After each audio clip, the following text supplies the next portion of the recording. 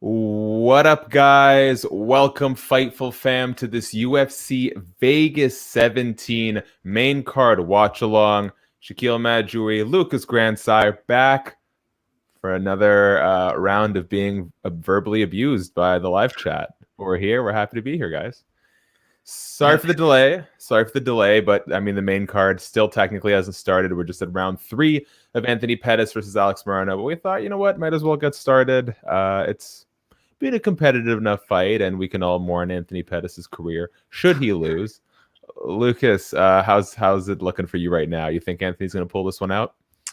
I mean, he's going to the ground, so it's definitely possible he pulls something out. But I've heard a few conspiracy theories that we could expect a potential Anthony Pettis to Bellator after this one. I don't know if you saw it, but a few people are saying Duke Rufus and they're trying to pull the guys over to Bellator. I don't know if it's real or not, but Well, possibly it's gonna get interesting. yeah, I mean, I think this is one of those scenarios where I'd be totally cool if Anthony Pettis wants to go ply his craft over at Bellator. He'd be competitive enough there. You could Yeah, put together some nice wins or maybe help build some future Bellator stars. And it's one of those things, I think. Obviously, if UFC is not going to get the best Anthony Pettis, might as well give Bellator that extra boost. I'm all for competition, so I'm all for Bellator's success.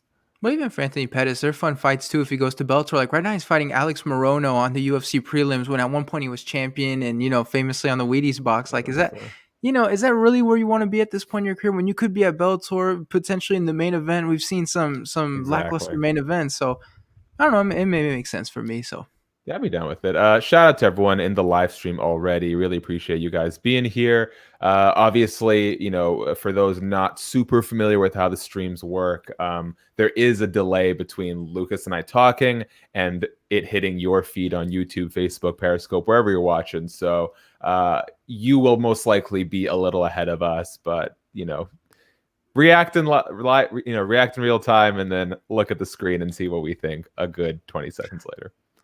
yeah, I All hope we right. get some knockouts tonight. Like if our Dude, it's been reactions a are lot of decisions. yeah, if our reactions are like, yeah, no, good scores. Like, man, last pay-per-view we got a little bit spoiled. Everybody's finishing. Even the Yes, fights sir. that didn't get finished, they were excellent. So Well, hopefully that lives up to it. it's funny when you think about it, because I mean, granted, I think most people were looking at the main card, but there's some Yeah. exciting matchups. Michel Peja versus Khaos Williams. That has to be fireworks. I can't imagine a Derrick Lewis versus Francis Ngannou repeat. We got Geoff Neal versus Wonder Boy. Who knows if that'll be fun or not?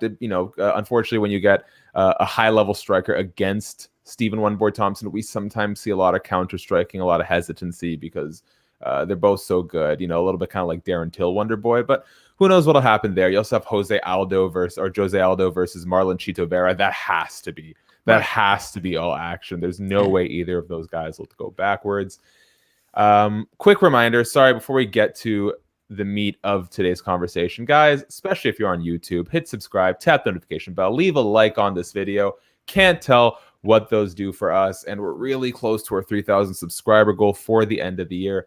Most importantly, hit us up with those sweet super chat donations. One super chat donation gets all your questions, comments read throughout the night. You can leave us $1, you can leave us 1,000. I am cool either way, but obviously I got my preference. Hold up, Shaq. Go to this fight, man. You just missed a highlight reel potential. Holy shit. What did I saw Anthony Pettis roll into a guillotine that failed, but how did we get there? Nah, he threw this spinning kick thing that wobbled Morono real bad. Like, I don't think he's gonna finish it, but man, Oh, that was disappointing. Here, wait. Whoa! there it is. Is that good enough? Man, I saw it and I was like, no way that's gonna work. And then you see a little floopy. I was like, oh, okay, all right. Anthony Let's see a Pettis going out. replay here. Yeah, We'll there got it the is. replays come in. Oh, that was nice. It cracked him right across the forehead. That reminds Very me nice. of Stephen Thompson versus Jake Ellenberger. The karate doesn't work. Like, shit. Well, unfortunately, I got to figure out what I'm going to do here because a little peel behind the curtain. I've got a 3-monitor setup, which is terrific for live coverage. The problem is I've got a small, studio light here, and I've got a small studio light here, which basically cover the entirety of those monitors. So I'm trying to figure out what I put on which screen. I think I'll move you to the side because I don't need to see your face or my face right now. What? Shaq, no, the people. The people, I mean, the people can see your face. Right. Good for them. You Yeah, know? Stupid.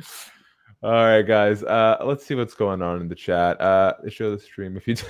Yeah, I will. You know what? I will break my rule and give Caleb a shout out here. He says they will show you a stream of the fight if you donate $10,000 in super chats. Hey, I mean, it might be worth the the federal legal. Well, what is it? John Attic says at the start of each fight. It's like, unauthorized reproduction or distribution of this copyrighted material is punishable under federal law. Hey, for 10K though, you can hire the lawyer and everything. So I mean, Exactly. think about it. Fightful people. It's 2-1 Anthony Pettis, right? There you go. Yep. Unanimous decision. Anthony Showtime Pettis.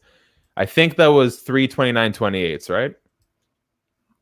I missed it honestly. So I don't know. I'd have to check and see. 29:28. I think is what everybody's saying. I was watching with the sound off. So. Yeah, I gotta balance out my audio levels here.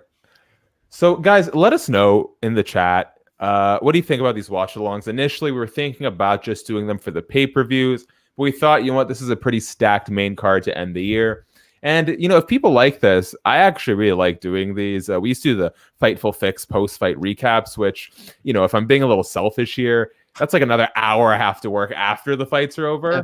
And I actually have to wait until after the press conference ends too. So honestly, this is more fun for me. It's easier for me. It seems like people enjoy them, and the views have reflected that. So let us know, guys. What do you like about these watch-alongs? What would you like to see changed? We could kick Lucas any minute. So if that's an issue, let me know.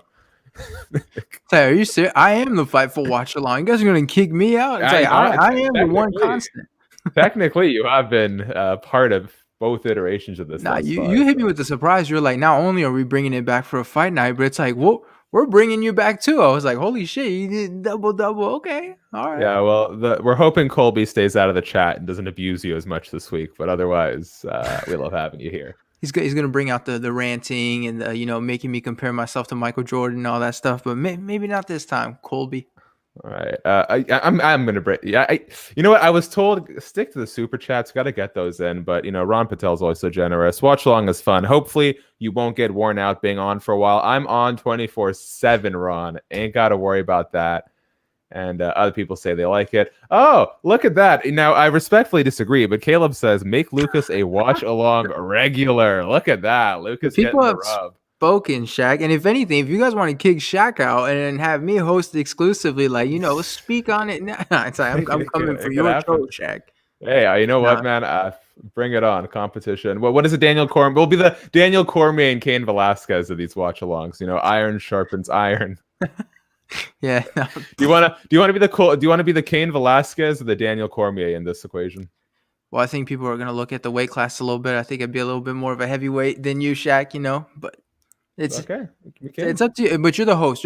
If you prefer to be Cormier. Hey, you know what? I like that actually, though, because personally, I will say I was a very, very chubby kid up until like 13, 14. And so the way I've experienced the weight cuts, whatever division, that's not for me to decide. But I got the stretch marks to prove them, boy. Yeah, hey, you know what? Here's the thing: the way I eat, I could hop back up any minute. So I'll do it. If something happens, you got to peace out. I'll start packing on some pounds, my man. Man, he's gonna do that just for me. It's like, man, if you got to eat all those cheese baskets just for me, it's bro. We went to this. Burger. There's a place called Between Two Buns in Vancouver. It's a burger place, but it's like a pop up. Instead of having their own location, they jump around to kitchens and bars and pubs and host it. We went and got some smash patties. They were fucking expensive. They were 13 Canadian for a double cheeseburger. Smash patties. These aren't big.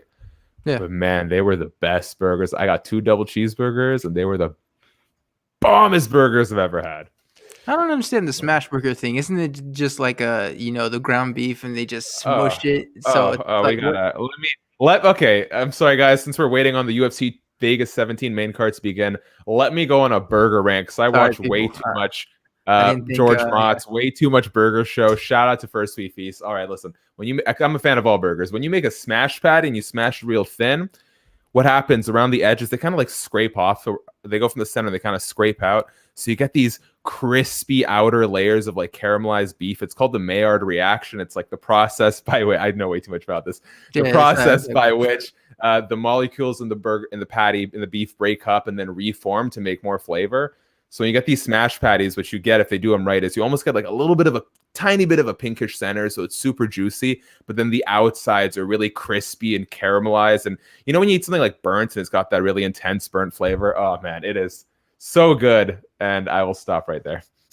You know, it's kind of sad that I have a Canadian lecturing me when I live in the good old US of A about what makes a good burger. It's like, who are you, son? Hey, man. Like, come on. I know I know my burgers. I know my burgers. Come up here, we'll get some poutine sometime. Caleb says, drive down here and get a Juicy Lucy. I've made Juicy Lucy's before. I've never had like a professionally made Juicy Lucy, but for those who don't know, it's when you stuff some cheese in the center of the patty. So when you cook it, you get nice ooey gooey cheese in the center of the burger. I know way too much. Okay. Wait one second. John Wakefield, you look like the type of dude who sneezes on their hand and just stares at it. I don't know if that's a shot at my nose. Let me know, because... Was that for you or is that for me? Like, I don't know. John, you gotta tell us. Shakiel Lucas, who's the weird nose sneezer? I will say I sometimes get nosebleeds, so I've been known to like, check, see what's up. Man, also, don't sneeze into your hand, sneeze into the elbow. That's what they taught me in second grade, and ever since that's what I've been doing. But yes, sir. I mean, do what you want to do. Can't get my shirt all bloody. I was rolling one time with a former UFC fighter out of Canada. What a flex! Like the way you just dropped that, Oh no, it did not go well. Don't make no mistake. Oh, crap, I can't remember his name. You threw me off. Let me see. Vancouver UFC Shane. I think his name was Shane. Damn. All right, I'll remember his name in a moment. But I was rolling with a UFC fighter at Toshido MMA in Kelowna, and he slapped on a guillotine so fast and so hard, my nose exploded in like a geyser of blood. I think I've told that story already. But man, these even cut UFC fighters, they're bred different. You guys, some people don't know. They want to crap on low level or regional UFC fighters. Man, they'll all whip your ass. I got my ass kicked boxing Sarah Moraes. She beat the living crap out of me. Well, I talked to Mike Rodriguez and what's it? I can't think of his name. Dwight Grant. Yeah, and I was talking to him about what it would be like if they fought a regular person. Mike Rodriguez, because he used to be a bouncer, and he described it. He's like, when I put my hands on like a regular guy who doesn't fight, he's like, they offer no resistance. He was like, you're so weak. You are not strong at all. He's like, I can do whatever I want. And he was telling a story, on the podcast, and he was like, I went to punch the guy, and then I thought, hold on, I need to hold back, because if I'm gonna kill this guy if I punch him for real. And yeah, it's crazy when you hear these guys talk about regular people like that. It's terrifying. Well, you just don't know, right? There's so much to the fighting experience that's nailed into your ability to sort of like automatically clench, react, not flinch. It's incredible when you see fighters who can not react to feints. That's not easy, man. That is thousands upon thousands of hours of repetition, because it's just so natural. MMA, martial arts, jiu-jitsu, whatever, people think they know what they're doing. None of it is building on what you already know. The entire premise of all these martial arts is to rewire everything your body thinks it knows about fighting. We got an answer from your guy, Shaq. Lucas looks like the type of dude who goes to a restaurant and purposely orders coleslaw as a side because he genuinely enjoys the taste of coleslaw. I don't know if that's a diss or a compliment, because good coleslaw is fucking delicious. No, I'm gonna go ahead and stop you right there, Shaq. I live in the south of the United States, so as you can imagine, coleslaw is a staple at a lot of places, and it is disgusting. I don't know who the dumbass was that invented coleslaw or what the purpose of that was. You don't like coleslaw? Hell no, I hate it. I try. What about a little slaw on like on top of like a pulled pork sandwich? No. You can try to call it slaw. You can just try to call it You can call it coleslaw. I don't want it. I don't know about that. I don't want it. And people are like, "Oh, you enjoy some good slaw." It's like, keep that slaw away from me. That's no. So what I've gathered here is you don't like good coleslaw and you don't know anything about burgers. So I do know about burgers, but I'm not about to give the people a speech on what makes a good smash burger and Hey, you know hey, turkey on hey, bacon. Lucas. I got something more important to get to than you. That's a donate super chat donation from Throwback 27. Thank you so much, buddy. He says this MMA wrestling question: do you think certain submissions in wrestling, like Roman using the guillotine, has the same effect against an opponent in the UFC? Does the Kimura clutch and the Anaconda Vice are effective too? Okay, so let's talk about. Do you watch pro wrestling, Lucas? I don't think so. Do you guys want me to rant about pro wrestling? Because I'll do it. I know Fightful is a pro Careful. wrestling Yeah, place. yeah. Yeah. Let's not No, I completely don't. Yeah. destroy No, half of I our don't. audience I here. don't. I don't. I don't watch it. Uh, I did used to watch it when I was little, and we used to jump on the trampoline and do the wrestling moves. But no, now as an adult, I don't watch. And that's why if you have everybody on the stream and everyone's talking pro wrestling, Lucas is being quiet, it's because that's it's why. not my department. Okay, I will. I'll answer the question. You know what? I will say more and more. I think we're seeing a lot of pro wrestlers cross training into MMA. And so they're getting better about the submissions. You're seeing less wacky submissions used and more submissions that would be effective in MMA. But there's this weird fine line because sometimes what makes the nuances that make a submission effective in MMA actually don't look quite as cinematic or painful. So sometimes these little tweaks are made to make it look better for pro wrestling. So I'm fine with that.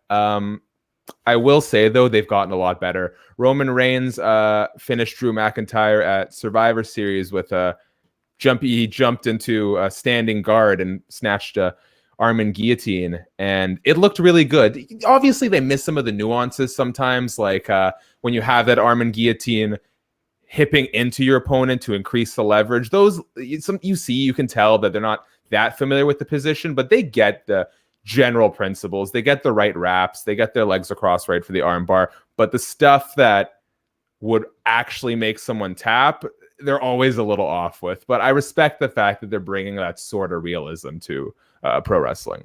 But here's what I would add, though. I think if you were to do it like fundamentally correct, you'd have to be careful too, right? Because you can't hold You on know to what I'm some of saying? these submissions too long. Like you're gonna start snapping arms, and guys are gonna go to sleep real quick. So, Yeah, like I said, I don't watch pro wrestling, but I would say like, if some of these submissions are like the actual, you're gonna fuck some people up without meaning to.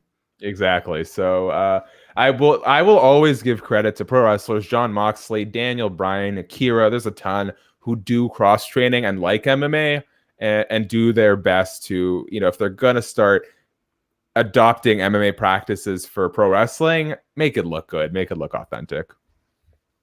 Okay. There we are, guys. Reminder, give us a like if you're on YouTube. That helps other people see our stream before all the other ones. We're ready to get going, Lucas. UFC Vegas 17 main card is starting. Who do you think is going to win this first fight between Marcin Tybura and Greg Hardy? Don't know. I have nothing nice to say about him. It's probably gonna be Greg Hardy. I mean, every time you think like you're gonna see some sort of the circus act is gonna come to an end, like he manages to win. Like I thought Maurice Green was gonna be the one who, he was in Glory Kickboxing. I genuinely thought he was gonna figure it out and sort of show us that maybe Greg Hardy isn't on that level, but apparently Greg Hardy is on that level, and I think he probably gets it against Tybura. I mean, you never know with him. Sometimes he has such a great performance, but so far Greg Hardy, I mean, unless he's fighting someone elite, I mean, he manages to get the win. So I feel like the safe pick would be Greg Hardy. But I'm excited to watch you watch the fight live though, because it sounds like you're gonna have to be holding back and not Yeah, going off. yeah. Well, I've got so many things going on here. Got the vet articles. Got to post the winners. But it is what it is. It's looking good. You think Greg Hardy's going to win this fight?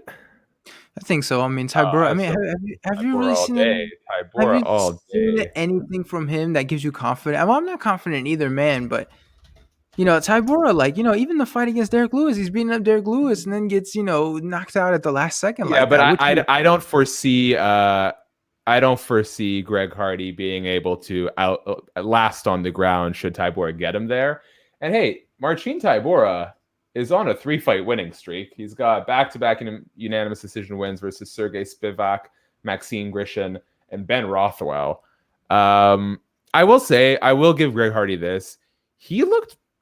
competitive enough against Alexander Volkov. When he got put into that fight, being way out of his depth against a guy way higher ranked, it was a clear, definitive loss. But I was impressed that he hung in there the way he did.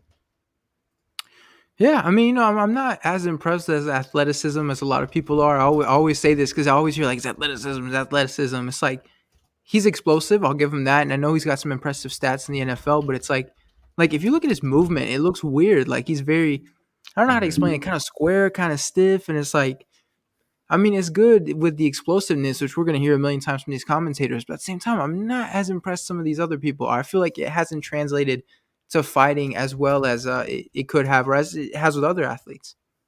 Yeah, I think that's a fair statement. And we'll see. Obviously, the athleticism can get you far. I think there's different meanings of athleticism. You know, I would describe Israel Adesanya as a very athletic person. When you look at his dancing skills and his dancing background, like the ability I used to host a podcast with former UFC fighter Kajan Johnson, who had a small breakdancing background. And what he told me, the thing with Izzy is his ability to feint and his ability to generate power comes from those very sudden, nuanced popping motions that you get in breakdancing. So I think if you get away from sort of the traditional idea of what it is to be athletic, there are elements that transfer really, really well, but they have to be purposeful, right? Like the problem I think with a lot of athletic fighters, Jessica Andrade or someone who comes to mind a little bit, is when they lean on their athleticism, which is supernatural and to be expected, and that kind of takes away a little bit from their ability to focus on being technically brilliant. Yeah, exactly. If you can fall back on your athleticism, and then, you know, fighting, a lot of it is just muscle memory and stuff like that. So, you know, a lot of people, they're going to maybe start off with their skills, but, you know, they start getting in deep waters or something, and you're going to see them all of a sudden rely a little bit more on the athleticism and stuff. So, I don't know, but that's not to say Greg Hardy has no athleticism, because I think a lot of people think that's what I mean. What I just mean is, aside from the explosive, like, you know, when you think of someone explosive, you'd imagine them, you know, hopping around, being nice and quick and stuff, but I feel like he's stiff. And that's kind of what bothers me. It's like, why is his movement so stiff? Why is it weird like that? But it's worked so far, and the only person it hasn't worked with, it was like they're clearly, you know, shouldn't have taken that fight. So it's, you know, if it's worked so far, good. I mean, good for him, I guess. Yeah, I think that's fair. Well, let's see how it goes. We'll find out. Did you see a lot of tweets about, you know, I feel like with Greg Hardy, we're seeing less and less stuff about, like, you know, there was a time on Twitter where if Greg Hardy fought, you'd have domestic violence stuff all over your Twitter. Everyone was like, here's a feature on blah, blah. And I feel like now it's a lot less than it was. At one point, it was like, you know, he was fighting and just your entire timeline was just domestic violence, which it's important to talk about it. But at the same time, like, it can be too much, and it sort of takes away from the overall, you know what I mean? Like it takes. Well, okay, so I want to move on from this talking point ASAP. Right. I will say I don't think there's ever a time that we should not talk about horrible acts committed by people. But sure. what you're noticing is a general lethargy about it. Like at some point, it's old news, and that doesn't mean it shouldn't be talked about, but when we've had this conversation over and over again, people are eventually going to stop having the conversation. So yeah, I think that's natural. So fight started. Has Tybura always had a little bit of that belly? I thought he was a little bit more lean. Let me see. He honestly does look chubbier than usual. We'll give you that. Looking thick.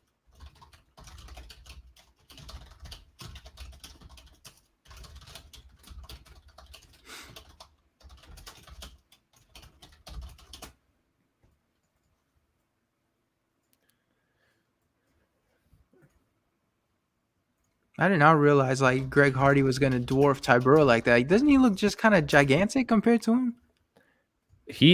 Greg Hardy struggles to make 265 pounds. I think he weighed in at like 266. And I don't know how much of that is. I mean, he's lean enough. Like, obviously, I think he could probably shed a few more pounds and not have to cut to make 265 to the same degree. But I mean, he's a big boy, dude. He's a big boy.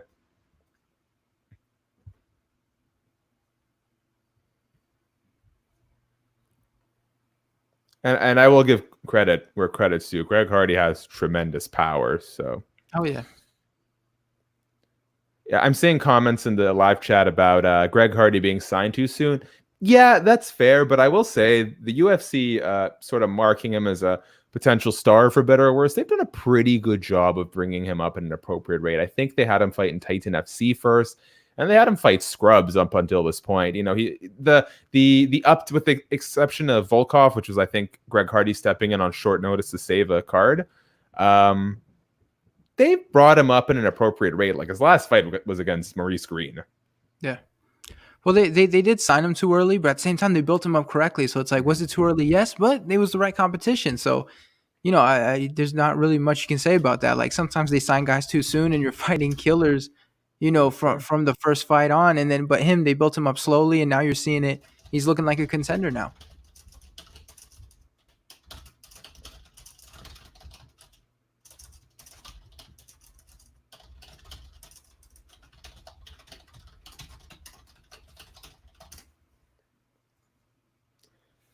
All right. Sorry, I just gotta get something up real quick.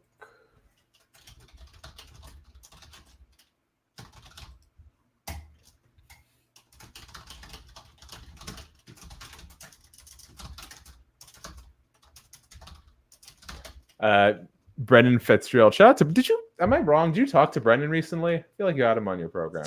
Talked to him this morning. Yeah, there you go. Great. Crazy enough, I was like, wait a minute, are you working today? And he was like, yeah. It's like, okay. I mean, it's like, oh, thank you for doing this. But it's like, holy shit, like, you know, you're working today. Brendan's such a good dude. The only time I've had an interaction with Brendan was I did a severe MMA preview show for UFC Ottawa last May with Nick Baldwin, the final member of this Kids Bop trio, and Brendan Fitzgerald hopped on that. I was wearing the same exact sweater actually. Brendan's a cool dude, and he's very tall. He is a very tall guy. Yeah. He seems tall. Some people are like James Lynch. Everybody always says like, oh, he's surprisingly tall. But you look at Brendan Fitzgerald, and he seems like a really tall guy. Shout out to Brendan Fitzgerald. He is rocking a sweet, ugly Christmas sweater on today's broadcast, or at least he was heading into the broadcast. Yeah, he's got a tough team for him today though, because we were talking about it a little bit, and it was like, you know, when you're with Bisping and Cormier, like your vocal cords are not going to get tired on that one. Like you just let the two of them go and, you know, interject that at the appropriate time. But you know, I feel like I'd struggle in that role. Like you just have to wait for one of them to breathe before you can talk, because when they get started, there's nothing you can do. Truly. Well, yeah, it's Greg Hardy's got Tybura backed up and is hitting him hard, and Tybura looks, he's wobbly. Like, yeah, he doesn't look great. He's kind of shying away from the punches, which is concerning. And I'll give Greg Hardy that. Oh, he's got little elbows coming in. I'll give Greg Hardy some credit. He's picking his shots better than I've seen in the past. He's not swinging, they're tighter. He's usually very loopy with his punches, but he's keeping them kind of narrow this time. Is that a broken nose on Tybura, you think? Looks like a little cut across the bridge. Let's see. He's touching it, and there's definitely blood running. I'm just wondering if it's a cut or a break or both. Yeah, I'm going to lean towards a cut right now. Yeah. It seems every time we do a watch along, somebody breaks their nose. Like that's got to be the tradition. If we watch, you're breaking your nose. Like, and if it's not you, it's going to be somebody else. It's going to be one of us. Oh, fuck no. Nah. I wonder if the ever elusive Sean Ross Sapp will make an appearance tonight and ruin all of my hard work. Well, you know how he's going to do it. He's just going to explode out of nowhere, and you're just going to be like, "Oh, holy shit, it's Sean." Man, it catches me off guard every time. Sean just hops in without a moment's notice. How do you not see him? Like, can't you see him on the bottom, like where it says? Bro, I'm watching the fights. We're doing a watch along. I'm not watching your face and my ugly face. That's your fault then. In that case, like you know, you can see him coming. I saw some people mention that they were afraid that Wonder Boy versus Neal is going to be boring. Let me just say this. I talked to Geoff Neal, and, you know, we talked a little bit about that because, you know, Stephen Thompson stands sideways and he can sort of shut off your striking. He was like, listen, if it's boring, he's like, it's not my fault because, you know, I won't allow myself to have a boring fight. He was like, I'm going to try to knock him out, and, you know, I just can't allow myself to be boring. So I will say if Kevin Holland is like your worst enemy, Geoff Neal's like your best friend in MMA. Yeah, so we're gonna have a whole podcast about Kevin Holland with Geoff Neal. It's like, did he ever text you mean stuff, Jeff? Or I feel like there's something there though, because we saw an interview with Kevin Holland and he was calling Jeff Geoff, and he was making it a point to scream Geoff. So I'm wondering if there's not a little something there. Even though they can fight for your honor.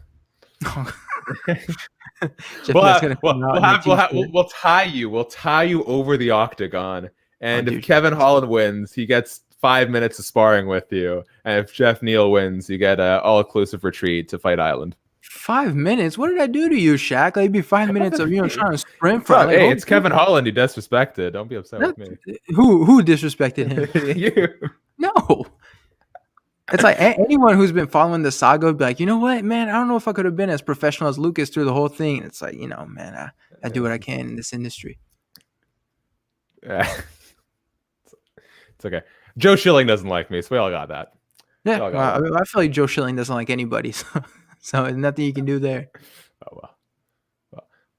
Man, you know what? I've been dead wrong about this fight. I don't know why Tybura is not trying for more takedowns. Like, he was doing really well against Derrick Lewis on the ground, and it was only Derrick Lewis's freakish strength that allowed him to get up. Literally just stand up. Like, I don't feel like being on the ground anymore. Nope. I need to give a quick shout out to Shaheen Al-Shadi over The Athletic. He interviewed Curtis Blades because Blades and Lewis were supposed to headline they were supposed to headline a fight night card, now been postponed. And Shaheen asked Curtis Blades, like, so what are you gonna do when Derrick Lewis just does that thing where he pops you up and stands up? And it was terrific. Shaheen's one of the best in the biz. I love that joke. That's one of my favorites. Like, it's like somebody made an article and it was like, it's like breaking down his takedown defense and standing back up. And then I think it was Hunter Homostek who was like, if I don't open this article and it's just one sentence saying he literally stands back up, I'm not reading it. And it's like so accurate. This is so true. No, but I love it because if it's Derrick Lewis so well, like, could you imagine anybody else just be like, nah, I don't feel like doing this. I'm just not going to do it. He's the best. He's truly the best.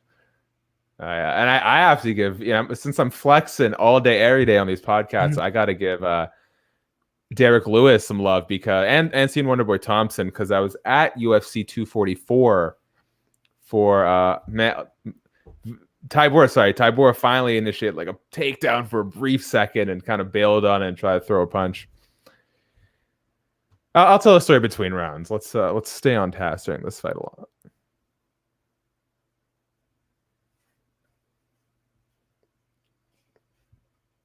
Tybura landed a good left hand there. Yeah, I don't know what Tybura is doing. Like, with Greg Hardy, you feel like there's a path to victory, and hey, there we go. But, and it's almost like they go out there and they just can't do it. Like, there's probably a lot there about Greg Hardy's, fighting style that we may not realize just watching it from the outside. Well, and man, it must be hard to get someone that big down. Yeah. Which he just did. And he just did. Look at that. And this is what I was going to say. If you noticed, Hardy was starting to breathe out of his mouth or breathe through his mouth. And Hardy's notoriously had a tough time in those third rounds. Tybura, I think, is the kind of guy who could go 15 hard minutes. Let's see what happens.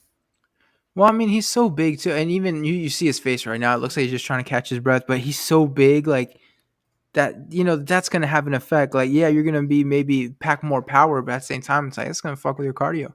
Yes, Andres Munoz, we are watching UFC Vegas 17. That's the whole point of this watch along. Thanks for tuning in, my man.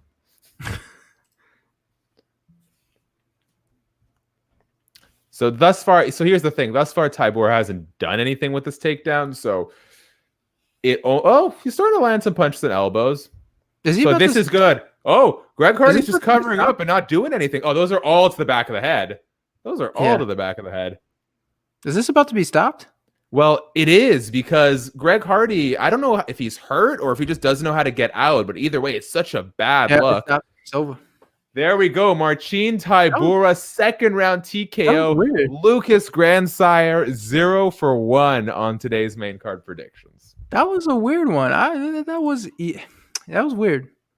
I'm not just saying that because, I tentatively had Greg Hardy. That was a weird stoppage. No, I like the stoppage. Greg Hardy was doing nothing but covering up. Look, he's exhausted. That's not what I'm saying. It's just the stoppage was very good. Obviously, it was the time for the referee to step in, but he just sat there and, protected himself or, put his hands up. Like, I don't know. Is it that he gassed and mentally he just Didn't feel like being out there Hey, anymore. this is exactly what I was talking about, right? Like, we don't know that Greg Hardy is any good on the ground, and he's got an gas tank. We saw it, dude. He couldn't, forget him covering up. He at no point made any meaningful attempt to scramble or improve his position. He just conceded to staying there and covering up. Well, that's the right game plan. Weather the storm in the first round, continue, and then when you see that he starts to gas, boom, take it down, and then get that kind of ground and pound stoppage. It's a good win for Tybura, and that takes him to four fight winning streak, which in the heavyweight division could mean a title shot, but in his case, it's going to be nothing. So we're going to see what they do with both men next. I desperately want to see this Derrick Lewis Greg Hardy fight, only because every Greg Hardy hater has been calling for it. Well, could you imagine how annoying the pre-fight interviews with Derrick Lewis would be? Everyone would be asking him the same question. Everyone would be doing the same thing, and it's like people would just be trying to milk all the quotes they could out of Derrick Lewis. But I mean, but it does seem like it would be a really fun fight, though, away from sort of that kind of pre-fight, everybody trying to get the same quote. So that perfectly segues into that story that I wanted to tell, which was funny enough. When I was interviewing Derrick Lewis at 244, for MMA Mania, he did the entire interview with his eyes closed. Half the interview, I'm sitting there thinking, like, is he unconscious right now? But anywho, I went around and I got a bunch of the guys from UFC 244, Kelvin Gastelum, Kevin Lee, Derrick Lewis, Stephen Wonderboy Thompson, a bunch of them, Shane Burgos, a bunch of them to do their best impressions of Dwayne The Rock Johnson, if you smell that whole thing. And I compiled it together. I put it on YouTube and Twitter, and I texted Wonderboy Burgos. I'm like, hey, can you guys please retweet these for me? And they did. And Derrick gave the best one, and I led with Derrick Lewis's, and I guess Dwayne and Derrick know each other because Dwayne Johnson actually retweeted it and was super amused by Derrick Lewis. So I got to give Derrick Lewis a shout out for committing to it. Yeah, when I saw that The Rock retweeted it, I was like, all right, Shaq, like, you've transcended the MMA world and you've reached like a whole new stratosphere. Yes, sir. I peaked for all of 5 minutes, and so I assume Dwayne Johnson followed you back on Twitter, right? Fuck no. He does tweet some of the reporters that I work with at ET Canada, though. So shout out to Sangeeta Patel. I guess no relation to Ronak. There we go. Yeah, well, I do have an autographed napkin from The Rock somewhere that my dad got me. But yeah, I mean, I feel like we should see that in the background. A little bit of put a frame around it. Like, that's some memorabilia. I should. Someone in the chat is asking, when will Marlon Vera versus Jose Aldo begin? Well, we're one fight into the main card. How long do you think these event main cards usually last? 3 hours tops?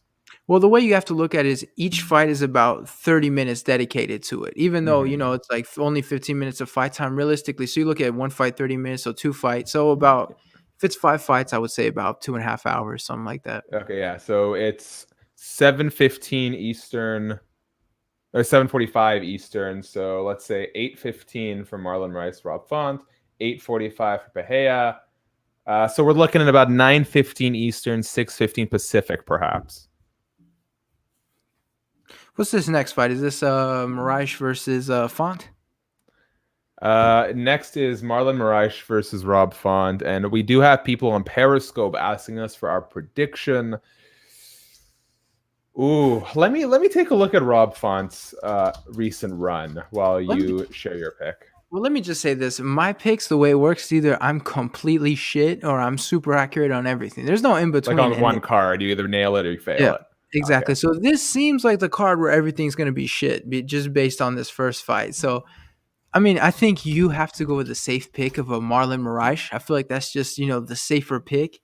But Font's got some pop in his hand, so you never know. And Moraes has looked a little bit vulnerable in some of these fights. So, I don't know. Safe pick for me, though, is going to be the Magic Man Marlon. But, you just never know, especially with my picks. It means nothing. So take them with they never do. You know what? A lot of people would consider Moraes on a 3-fight losing streak. So is he really? Well, he has the win against Jose Aldo that many people thought he lost, sandwiched between losses to Cejudo and Sandhagen. Man, usually I tend to vote with experience in the sense of who's fought more at a higher level.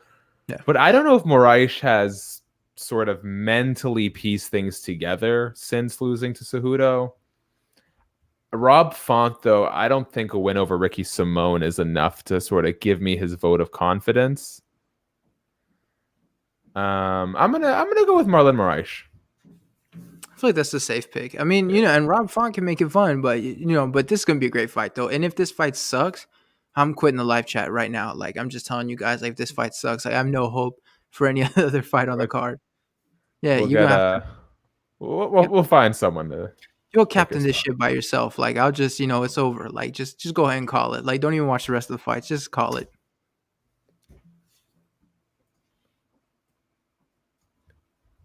How does this put user in timeout feature work? Cool. I didn't even know you could do that.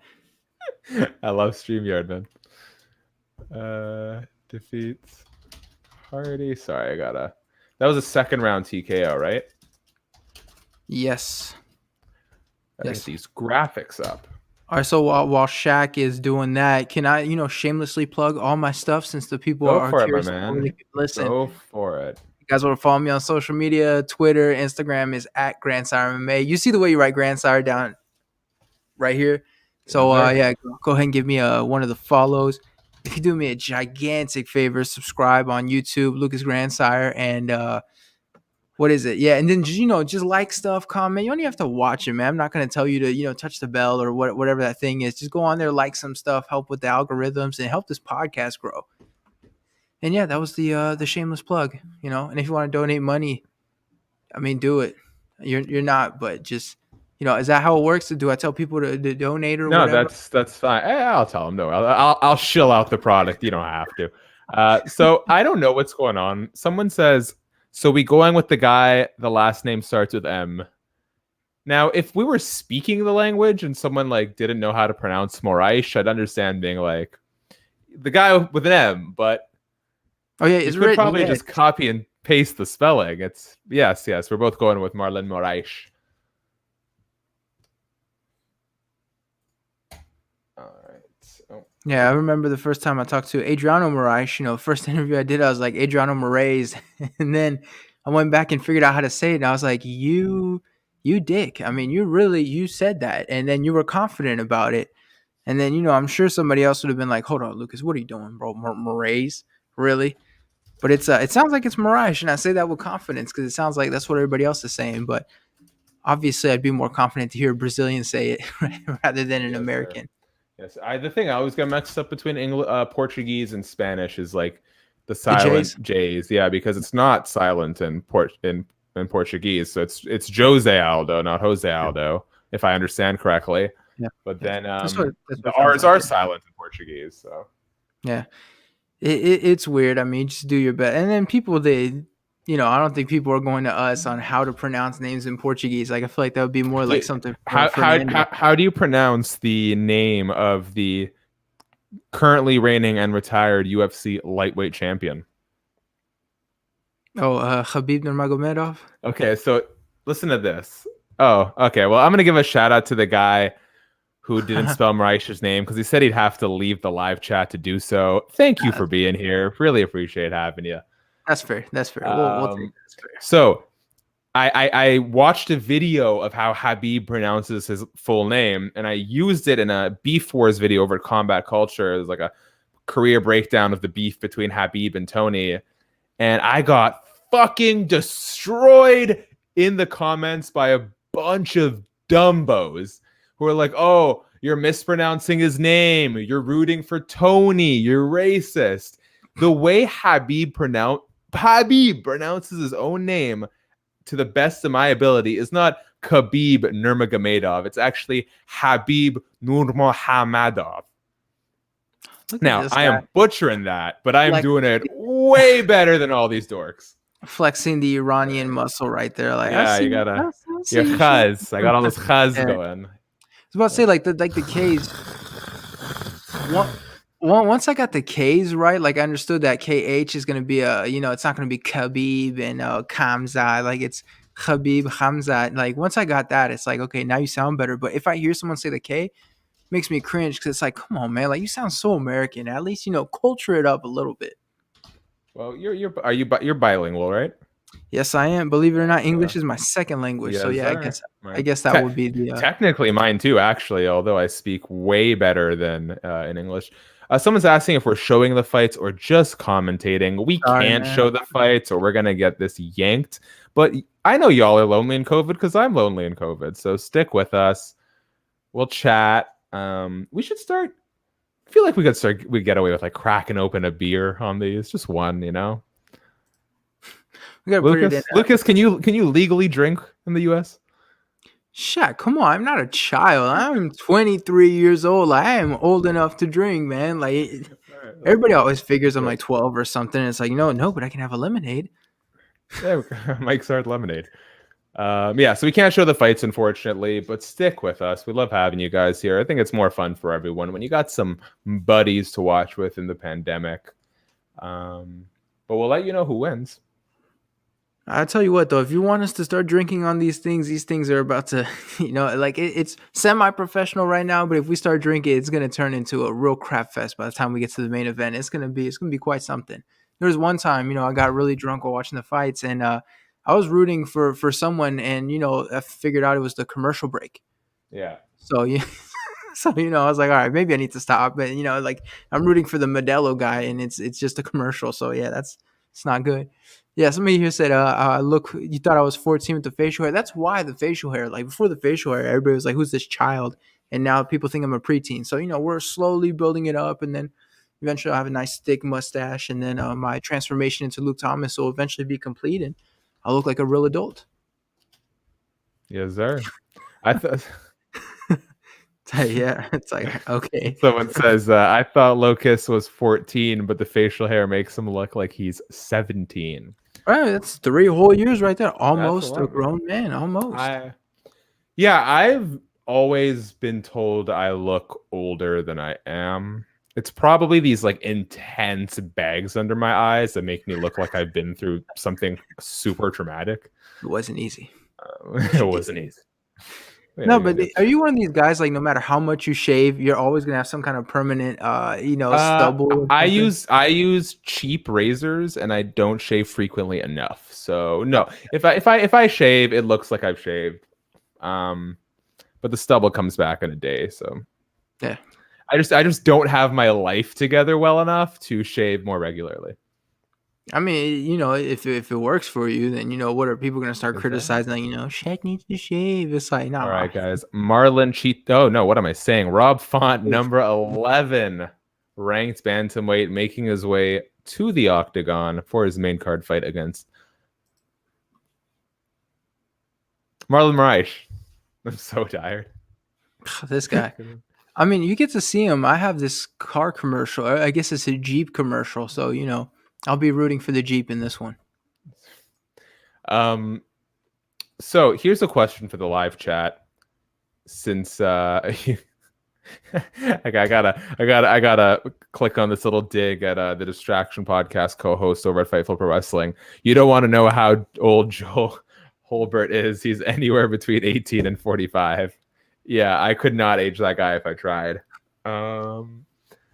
Okay, here's a question for the live chat that's not MMA related, because why would I be talking about MMA on a MMA live show? I live with my girlfriend. We live in a beautiful, newly renovated 700 square foot basement suite. And we have a friend, a couple that we know, a good friend of mine and his girlfriend who are moving to the city, who asked if we'd be interested in getting a house with renting a house out with them. So the conditions would be, it has to be cheaper than what we're paying for rent right now, because I pay for an office space and I pay for rent, but we get enough rooms that I would then instead have an office space in that house. So it's got to be such that I pay less rent and it's close enough to my girlfriend's work. Would it be taking a back step to go from having our own place to moving into a bigger space with another couple. Lucas, what do you think? Well, I'm curious about that office space. So what do you mean you rented it? Like you have So like I rent. So my dad has a 3-room basement suite in his house, and so I rent out the other 2 rooms to tenants, and I rent 1 room for myself that I use as an office. So I actually drive 10-15 minutes from my place to here to work, just because I like the separation, and I don't have enough room where I'm currently staying for that. Oh, to here. So right now you're in this office space, and when you're done, you drive back to I Yes, guess sir. to your house. Yeah. Yeah. Is that is it a backward step or not? I mean, I think it just depends on you. Like, do you necessarily want roommates at where you're at in your life right now? That's really what the So comes down okay, to. so I'll address that. I'm one of those guys who didn't go to like a university where you stay on campus, and I always regret missing out on that experience. Although it's the right path, the career I'm on. I mean, to be fair, I don't know how my friend and his girlfriend, they seem good, but who knows whether they're, what they're like behind closed doors. I would actually really like the experience of having like a big house where we can throw because there's a ton I can't do. I used to love throwing parties. I can't throw parties where I'm at now. It's spacious enough for 2 people, but it is still a 1-bedroom suite in a basement. Like you had no daylight, stuff like that. I've always wanted that roommate experience for a little bit, and the way me and my girlfriend are going, we've been living for like 8. We've been together for almost 8 years now, and realistically, some big next steps in life are coming up in the next 2 to 3 years. So if we do it now, we could have that roommate experience and know it's only going to be for a couple of years anyways. If we don't do it now, we may potentially never do it. So that's kind of where I'm at thinking. And depending on where we're looking at it combined, we could save probably somewhere between, if we get the price point we're looking for, $4 to $7 grand annually between the 2 of us for the next couple of years. So that's kind of... Yeah, I guess if you save money and at the same time you want to live in a bigger place and with these people, then it sounds like it's worth it. But yeah, it's gonna depend on. I mean, that's gonna depend on what how well you get along with these people too, and then figuring things out. Like, are they clean people? Yeah, so those are the things you may give up by moving in with others. It's like, do they have a vacuum cleaner? Do they know which sprays to use on the kitchen counter? Like, or are you just gonna see shit in your sink all the time because these people don't care? Like, that's Well, they live together. So right now in Montreal, so I'm hoping they have worked on those kinks, but that's definitely something I gotta look at. But yeah, the way I look at it, there's pros and cons to both. I do like the idea of having this experience because I'll be missing out on otherwise, and we could save over the next 2 years between my girlfriend and I, we could save a low 5 figures. Yeah, so so they're from Montreal. Do they speak French? We gotta get to the fight, so we'll talk about it in between rounds. Wow. All right. Shout out to Marlon Vera doing right by our picks. 10 seconds in, turns the corner on a rushing Rob Font, gets a double leg, lands in half guard. Yeah, that's fundamentally the safe game plan at the end of the day. Take it down and don't even worry about Rob Font's power.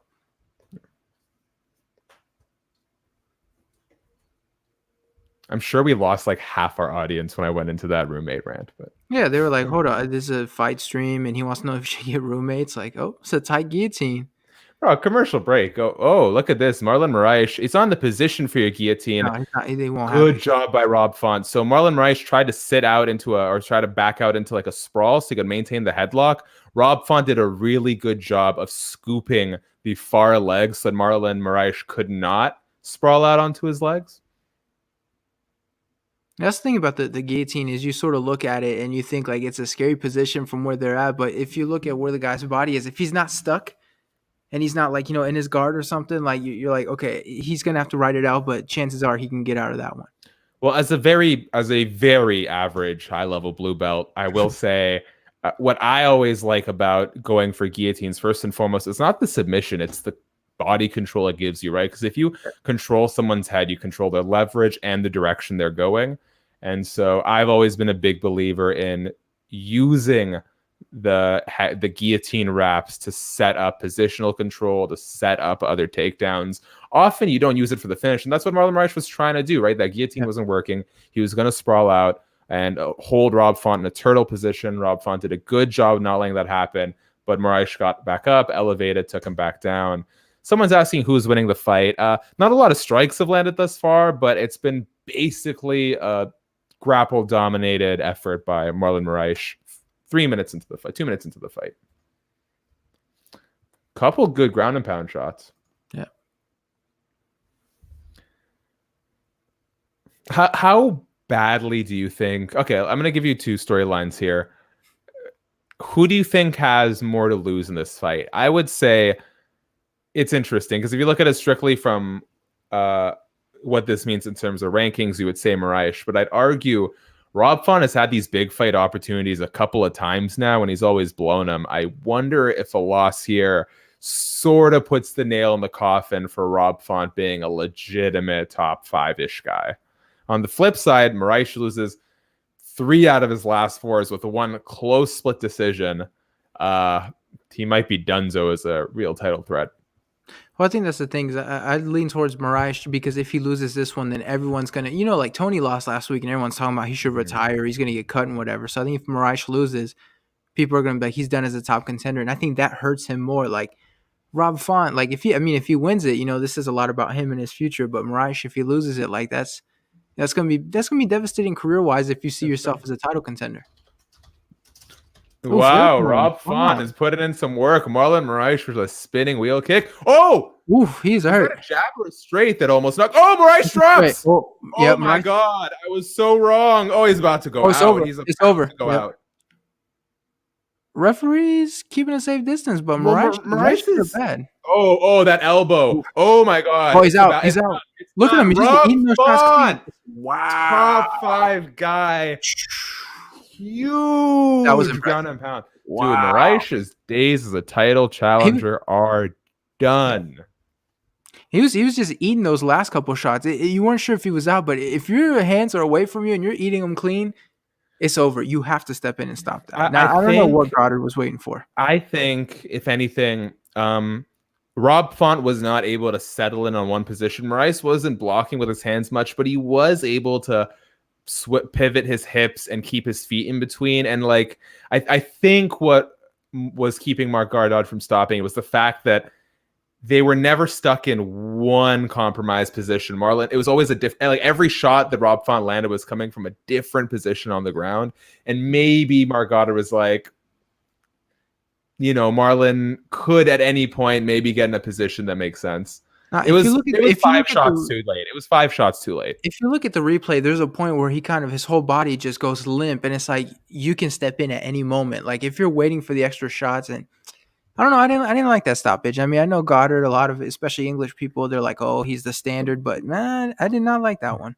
IGH asks who won round 1. Rob Font, because the fight is over, baby. It's a 10-0. That's a 10-0 round. But I like the win because obviously it's super impressive getting that done like he did with that uppercut to drop him. But I'm kind of curious what it says about his ground game though, and how when he fights these big contenders now like he's supposed to, what are guys going to do game planning wise for the wrestling and stuff like. But Rob Font is a fun contender. Like I said, he's got some pop in his punches, and you'll notice I went 0-2, and like I said, it's going to be a shit night for picks. I knew it. I mean, had a good week last week, but this week there's no way. Yes, sir. Little plug, guys. 6 a.m. Pacific tomorrow, 9 a.m. Eastern. We'll have a new video up over at Fightful MMA. There's a lot of discussion right now about who has the better light heavyweight roster.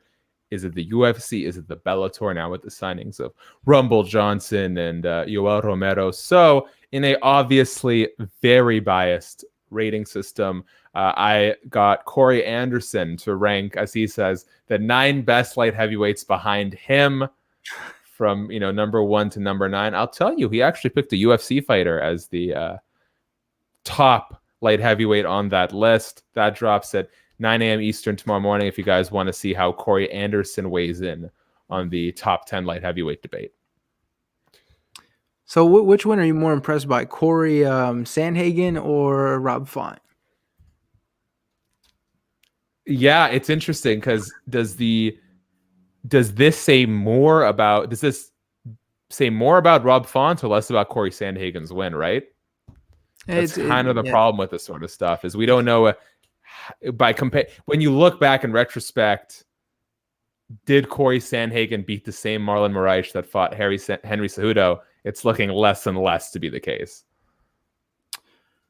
Yeah, I mean, and that's the problem when you have an impressive win like that. It's impressive, but then people are going to take away from it because they're going to say, well, look, he got knocked down the last one. And how, which version have we seen the last one? Which version is now? But, I'm impressed. I'm definitely impressed. I mean, it was a great combo. I mean, it was, weathered the wrestling storm. I mean, it's really great. And these guys from New England Cartel, including Calvin Cater, like definitely impressive what these guys are doing. 100%. I'm curious to see where they're going to rank them because we know how fun the rankings are. Like, number 11 beat number 3. So, in my mind, that puts you like, 7? And then we're going to look at the rankings and he's going to move up to like 10 or something crazy. Would you want to be part of these UFC rankings if you had the chance? Nope. I don't think I would. Think I would. No, definitely not. And then, and anytime you hear that you have a direct effect on, these guys' contracts, these guys' career, it's like, no, I want nothing to do with that. And that's fair. That's very fair. I'm seeing someone in the comments mention that everyone on MMA Twitter is going to talk about Marlon getting cut.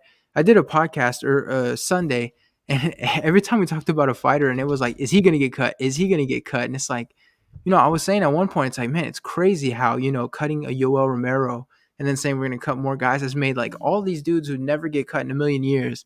All of a sudden, we're talking about could they get cut? Could Tony get cut? All these people were like, why? Why would they get cut under normal circumstances? It's crazy.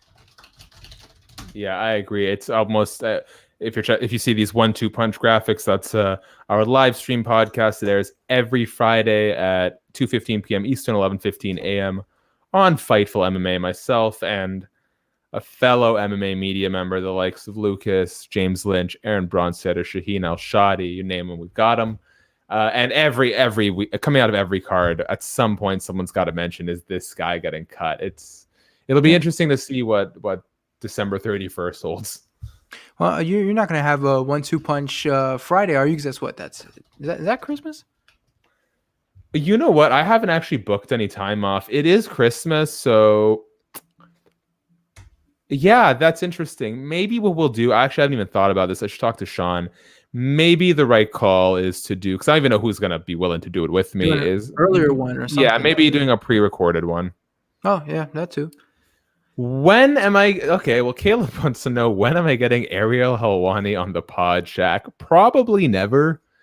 Yeah, the man is far too busy to commit to there's some guys I would never approach about doing a live stream. But, man, I wish I thought about this sooner, because I could have gone someone good for a pre-recorded show. But if you want to see my long-form profile on Ariel Helwani, him and I did something over at Combat Culture called The Insiders earlier this year. Go check it out. It's good. He's a very interesting person to talk to. That was a cool series. Like, sometimes people want to do stuff like that and they don't have like, they think they're going to get all the big journalists and they have sort of medium guys, but you legit got like all the top guys in the game. Like, it was I really enjoyed watching it, and I love MMA media content, but you hooked us up with some good names. Yeah, well, fortunately, when you're with Bloody Elbow and you're with MMA Mania, you can sometimes avert the issues that some of those brands cause in terms of reputation by just saying, hey, we're doing something for SB Nation. Yeah. And at the time, Combat Culture was SB Nation MMA on YouTube. So, Ariel, Luke, Chuck Mindenhall, Jordan Breen, Dave Meltzer, and Brian Campbell by association on being on the MMA beat, they're all SB Nation alums. So that I think more than anything, that is what made that process easier. Is I had a connection to a brand that they've all been affiliated with at one point. I don't think I would have been able to do that under Fightful for that reason. But yeah, that's, and obviously I had people like my old boss at SB Nation, Nate Wilcox, who worked with Luke Thomas for a really long time. He had Dave Meltzer's email. So all the credit in the world to Nate Wilcox for giving me the go ahead on that and for helping me connect with people where I needed to.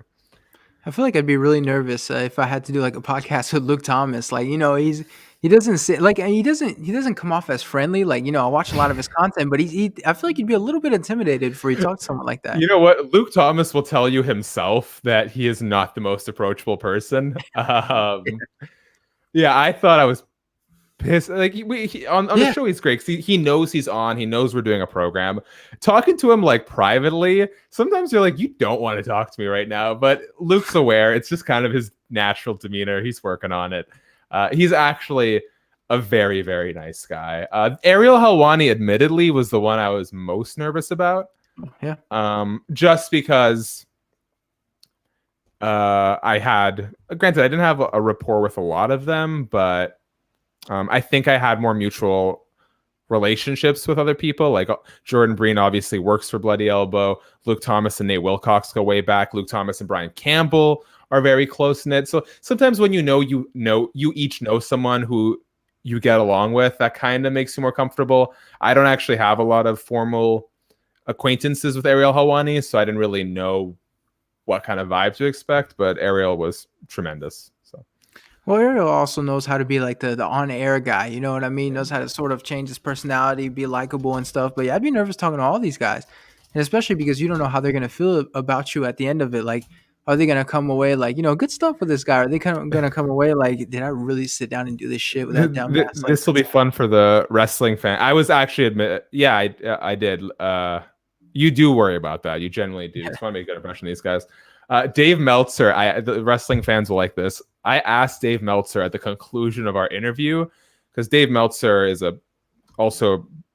he does MMA, but he's renowned for his wrestling coverage. He's the main guy in that industry, and he does these Meltzer star ratings, ranking every match in wrestling history, basically, on quality. And I asked him to give a Meltzer star rating of my interview. I don't think I've ever been as nervous as that moment. So, or it was like today, I was talking to Brandon Fitzgerald, and sometimes I guess people forget that you're sort of doing a version of an interview, and he's talking about like all these interviews he did in the past and stuff like that. It's like, this and that, and you're like, hopefully he doesn't think this one is shit. You know what I mean? It's like, hopefully he's enjoying this one. And he told me he did, so it meant a lot. But at the same time, he won't like finish up and be like, Lucas, what was that? Like, did you really bring me on for this shit? Like, nah, but. You are nervous because at the same time, it's like you never know how, or even with fighters, like you finish the interview and you're like, did they just like blow a sigh of relief that this is finally over, or did they genuinely enjoy it? Let me just say, because I'm watching the broadcast right now, Laura Sanko is supremely underrated. I'm so glad they're giving her more on-air time, but she needs to be doing more than she is right now. She is truly, truly a star. Well, she has a bright future with the UFC. Like, I feel like right now she's just scratching the surface. Like, there's more that we're gonna see from her, and it's exciting too. And she's a good personality. Like, I've seen her do all these interviews and stuff, and she seems like a genuinely nice person. So, we've got someone asking when the main event starts. I think we're estimating 10:15 p.m. Eastern, 7:15 p.m. Pacific. I think that's what we're estimating. There's no way to know for sure exactly. Up next is what? Khaos and Khaos versus Khaos? Khaos. It is indeed Michel Peja versus Khaos Williams, yes. It's gonna be, I mean, it should be a fun one. Like, if this fight isn't fun, like, damn, like, you're about to lose all hope. I'm going to give no worries, Dave Smith, for the update on the fight. I got to say, Michel Peja, so much respect for because I was at UFC Vancouver when he lost to a short notice, severely undersized. Oh man, what was his name? He's local. I gotta know this. Tristan Connolly. And that was so embarrassing. He missed weight. His opponent got all 100K of the fight of the night bonus. Michel Peja had the right game plan his last fight. He's still explosive, exciting, creative, chaotic, but he picks his spots. He doesn't just throw caution to the wind and see what sticks. He sticks with some more fundamental techniques and then peppers in these flashy stuff when it makes sense and when he doesn't think he's in danger. So Michel Peja, let's see how he looks tonight against a really dangerous puncher in Khaos Williams. But this could be a really good showing for how far Michel Peja can go. Yeah, I'm excited for this one. I mean, and it means both things, good things for both men. So I'm very excited for this fight. Like on paper, this should be. I mean, there's no way it's not a fun one. Even Chaos's fight, I was kind of disappointed in his last one. I thought it would go longer, and then he just found the pinpoint, and it was over. But this fight should be a fun one.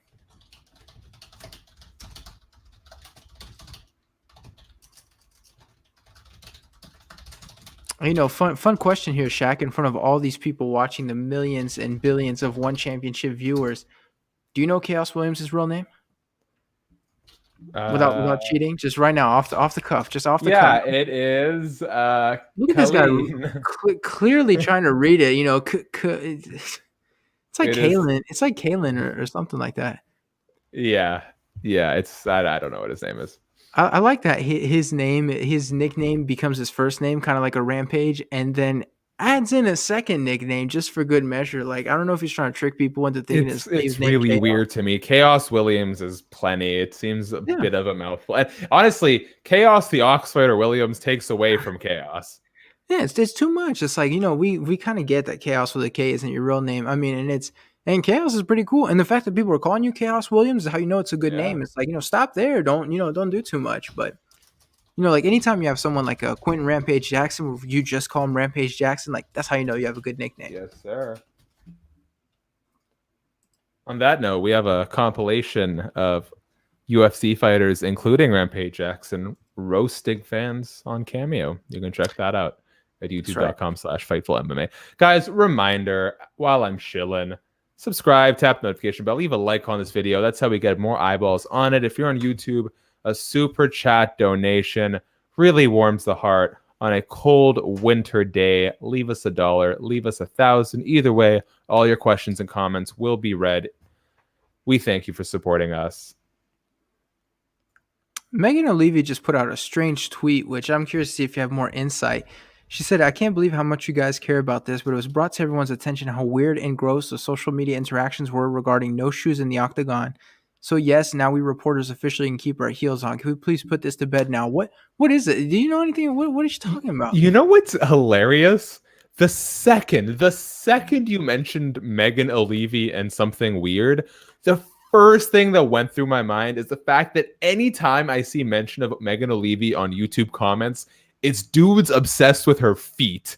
So what are the odds that the tweet you read me is people being weird about her feet? And I noticed when I saw her in the octagon without her shoes on, I'm like, some smelly people in basements are gonna have something to say about this.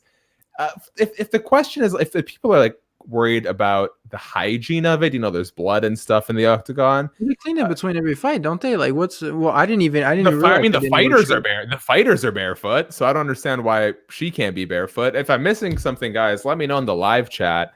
But the thing is, a lot of people are really weird about Megan O'Leary's feet. I didn't even know what she was talking about. I didn't even realize I didn't even know if they wore shoes or not in the octagon. That was never a thought that crossed my mind. It was just like, if they're in the cage, I don't know. I guess people notice that stuff, man. It's strange people on the internet. If I could pay if I could donate a portion of my salary every year to have people who make weird comments about O'Leary's feet spar for 3 minutes with Joseph Benavidez, I'd do it in a heartbeat. It's like, you want to talk about my wife's feet?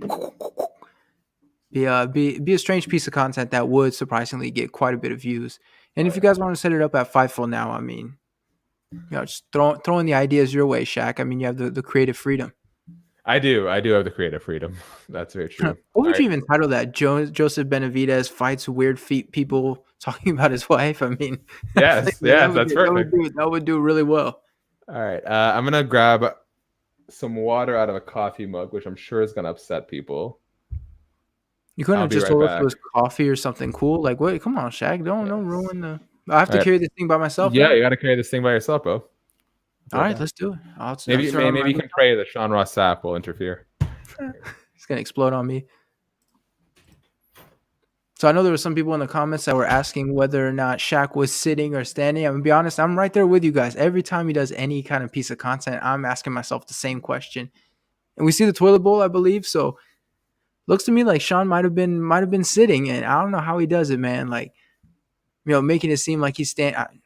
I don't know. I couldn't do that, bro. Like that would fuck up my back. And all right, but since I'm carrying it, like I said, you guys want to follow me on YouTube. Since I'm all by myself, I get to kind of take over this space.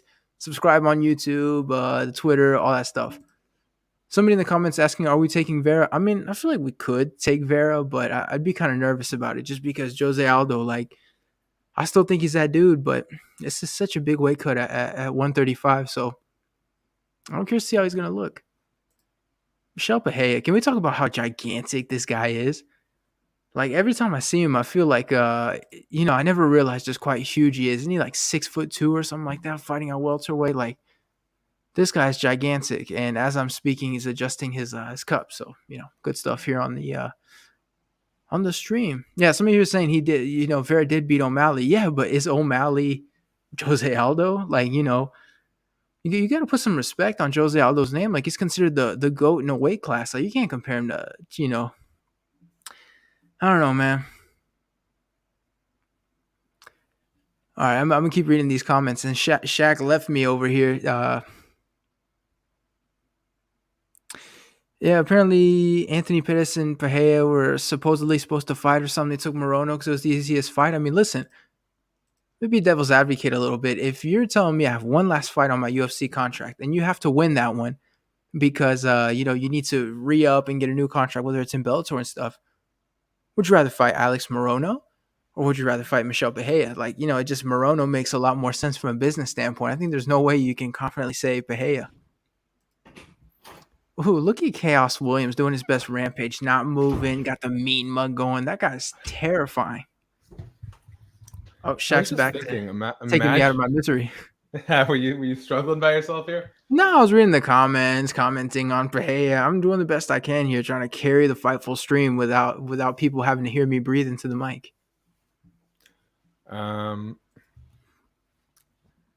I was like, the thought was crossing my mind. I'm like, just watch. I'm gonna walk back in, and someone's gonna be laid out on the floor dead.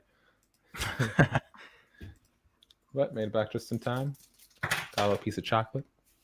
Mm. Oh.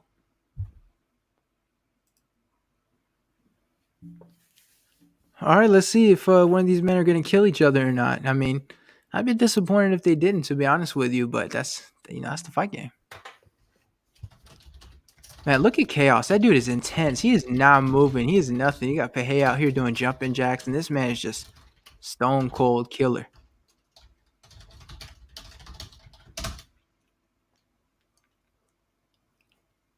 Did you try to interview Williams ahead of this fight, Shaq? No, mostly because I moved away from doing pre-fight. He's got me picking my nose. Pre-fight interviews, but I did email Michel Peja some questions, and I did not hear back. So yeah, well, I'm a mess today. All right, cool. Just gotta brush this dust off my piece of chocolate. Oh, great. That's awesome. See, this is what I'm talking about. Look how patient Peja is being. This is not the Peja we saw in his first few fights. Sometimes you need that reality check too. It's like, oh, I can't get away with that bullshit at a high level. Well, he thought he was going to go out there and steamroll Connolly, and it's like, the lack of respect to like a guy that is a professional fighter. I mean, it's just, I don't know. He kind of paid for it, and I think those shitty videos you see on Facebook, the karma ones, like don't be an ass or else. Like that was the kind of situation we saw there. See, people call this the feeling out process. Just to translate that, as of course some action starts. The feeling out process is basically the boring part of the fight where they, wait for the other guy to make a mistake, but everybody wants to try to be all technical about it. People are also trying to sort of get a read on their opponent's movements, what kind of feints they're gonna throw, which way they're moving. But it is supremely boring. Well, it's completely normal, but I hate when people try to pretend like, no, it's interesting, because it's interesting for them, but it's maybe not interesting for us. That is exactly right. That is exactly right. Michel Peja goes for like a little Superman punch off the fence, but Khaos too far for it. And once these two start getting a read on each other, it's about to get crazy. Like you can see the few exchanges that are starting to add a little bit of craziness, a little bit of spice to this fight.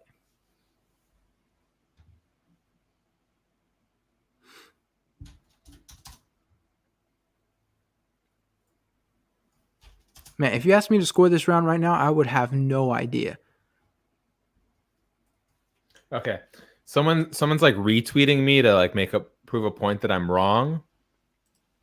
What are they saying?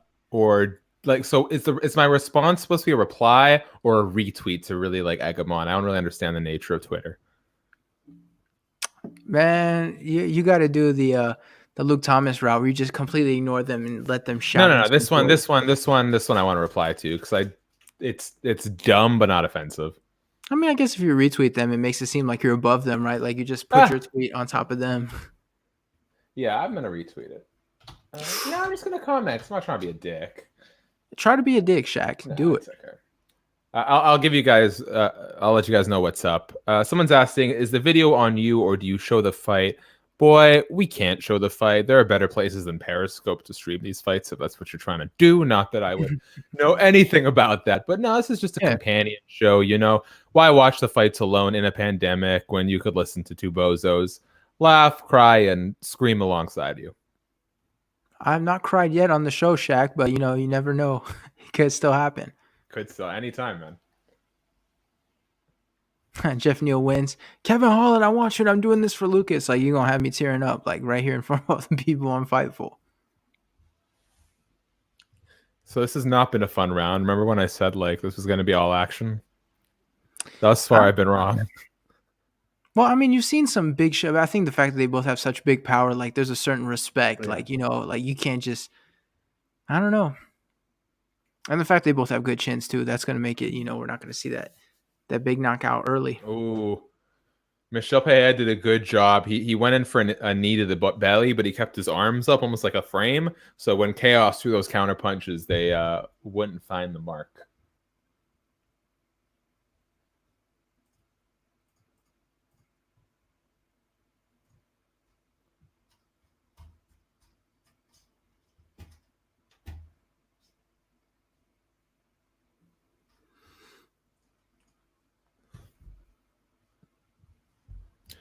All right. Oh, Peja tries with that flying knee. No dice though.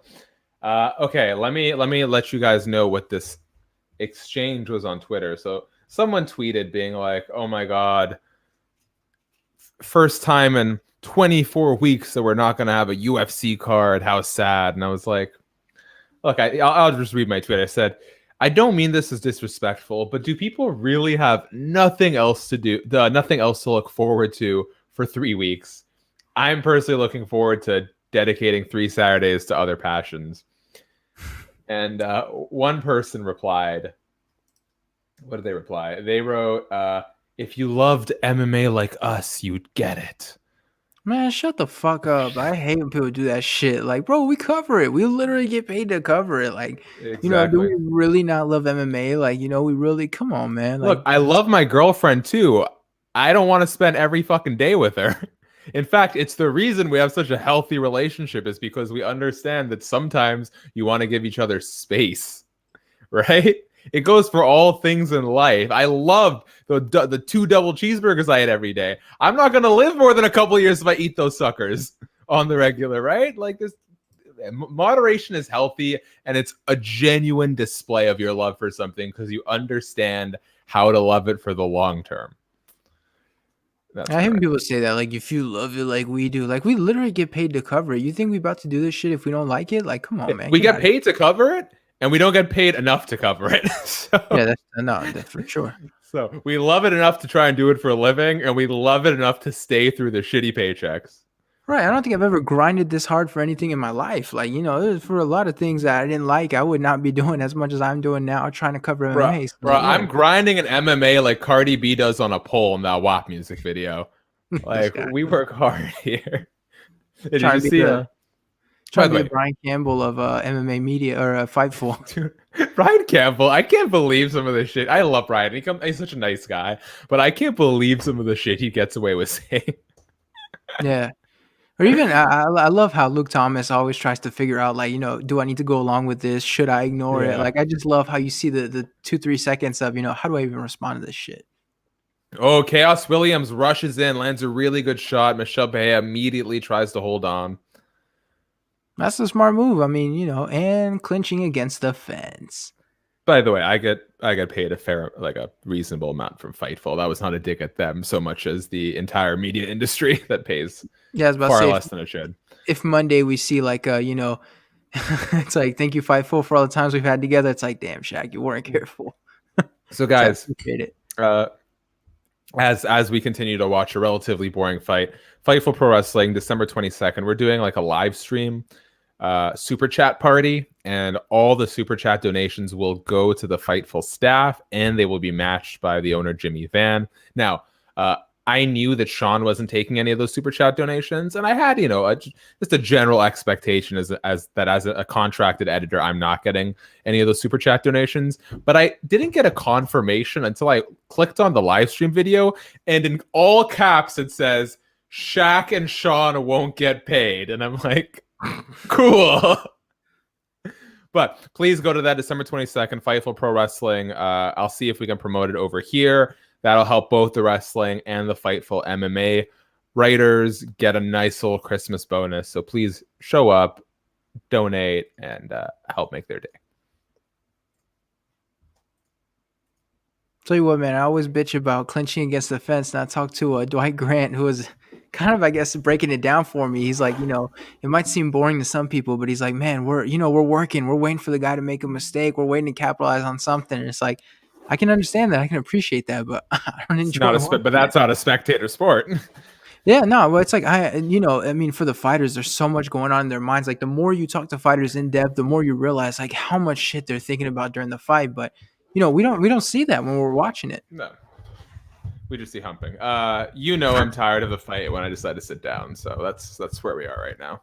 I think people are wondering if you were sitting on the toilet or not, or if you were standing. Which I am now sitting on the toilet. Yes. I feel like you enjoy making people like spend half the interview going, "What is Shaq doing? Is he standing? Is he getting tired?" Guys, like, in what other? I understand it's like it's a thing, especially in the pandemic. But like, in what other broadcasting setting do you see hosts sitting down regularly? It's like maybe the Tonight, like late night shows. So that's about it. I mean, no, that's not true. News anchors do it. Everyone sits down. It's just me.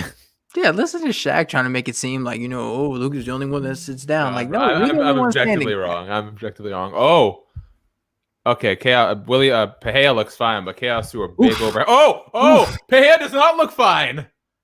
Dude, Peja's got a chin on him, though. He absorbed a good 3-punch combination from Khaos. And, I mean, he's not winning this round, but he's not dead. So it looks like he's got a cut maybe in his lip or something. There's some blood on Khaos's shoulder, so...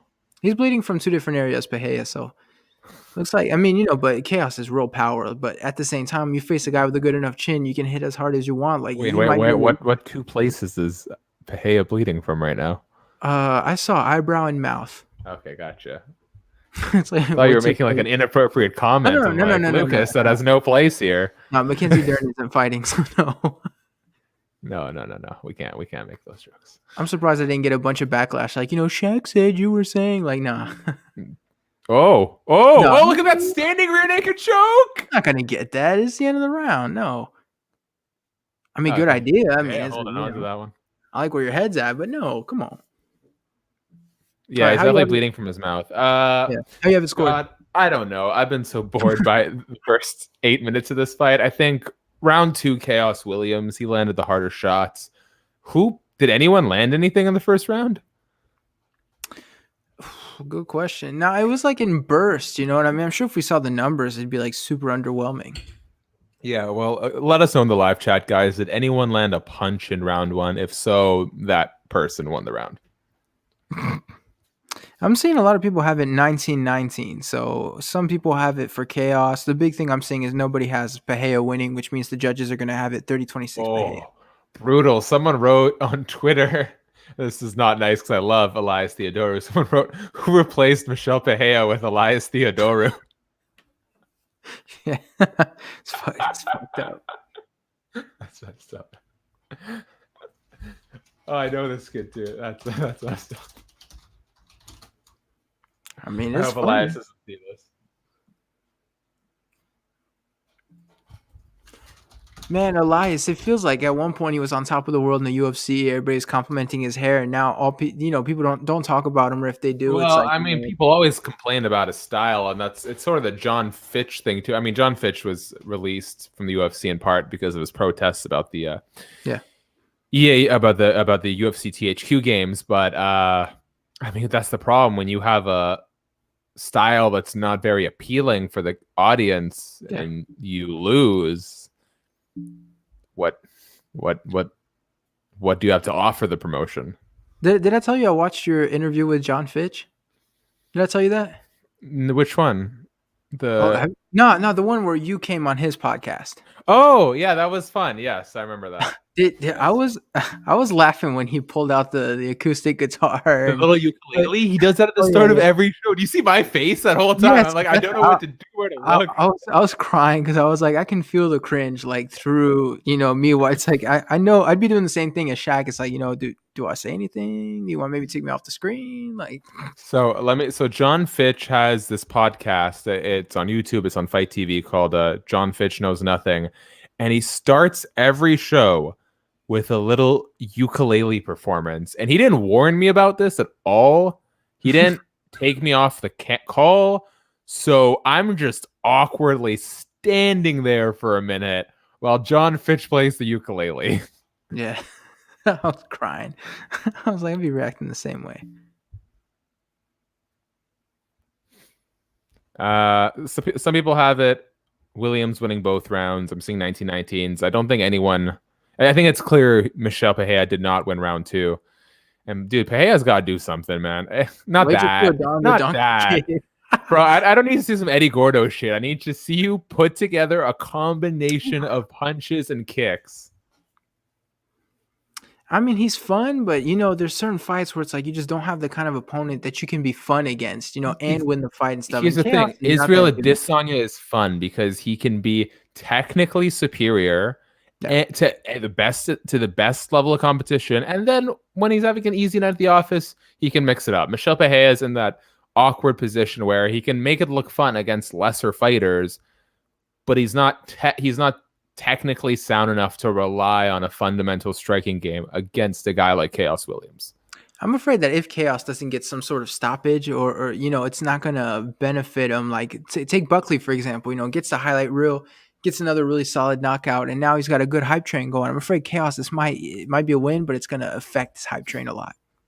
Yeah, no, for sure. I think I don't know. It's hard because I think more and more, especially since that Israel Adesanya Yoel Romero fight, it seems like people have gotten better at identifying who is responsible for the boring fight.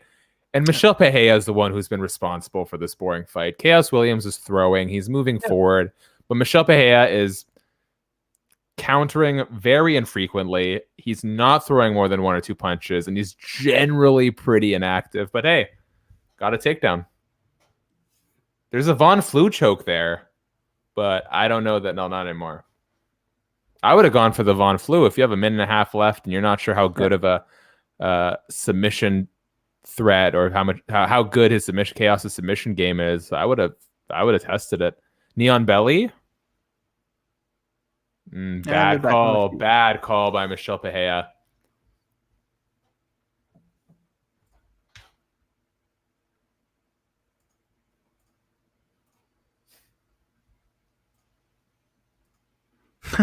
Somebody put on Twitter, well, I guess Michel Peja is fighting like a normal person now. I hope you're happy. This is not what we wanted, Fernanda. We did not want this. Oh, did the great Fernanda Prates show that? Yeah. I don't know why I didn't just say her name, but yeah, there you go. Guys, go check out Nanda's work over at Fanbite. But hey, we got a active enough last 40 seconds. I mean, might as well, I guess. And goes for the takedown. All right, well.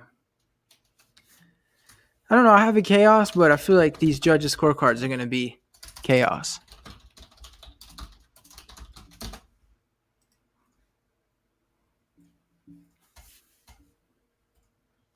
You know what? I think there's an argument that can be made that potentially Peja won round 3. And it sounds like some people had him winning round 1. So these could get real weird. Like we're talking split decision. Like things are going to get interesting. But for me personally, I have it Khaos.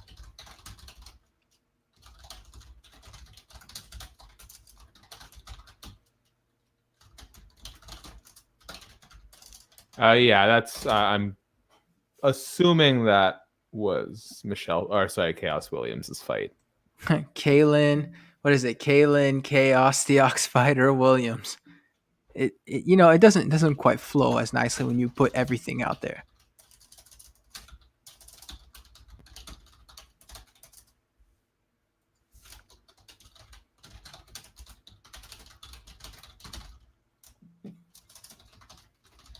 Peja saying something to the camera. I'll translate for you guys, even though I have the sound off.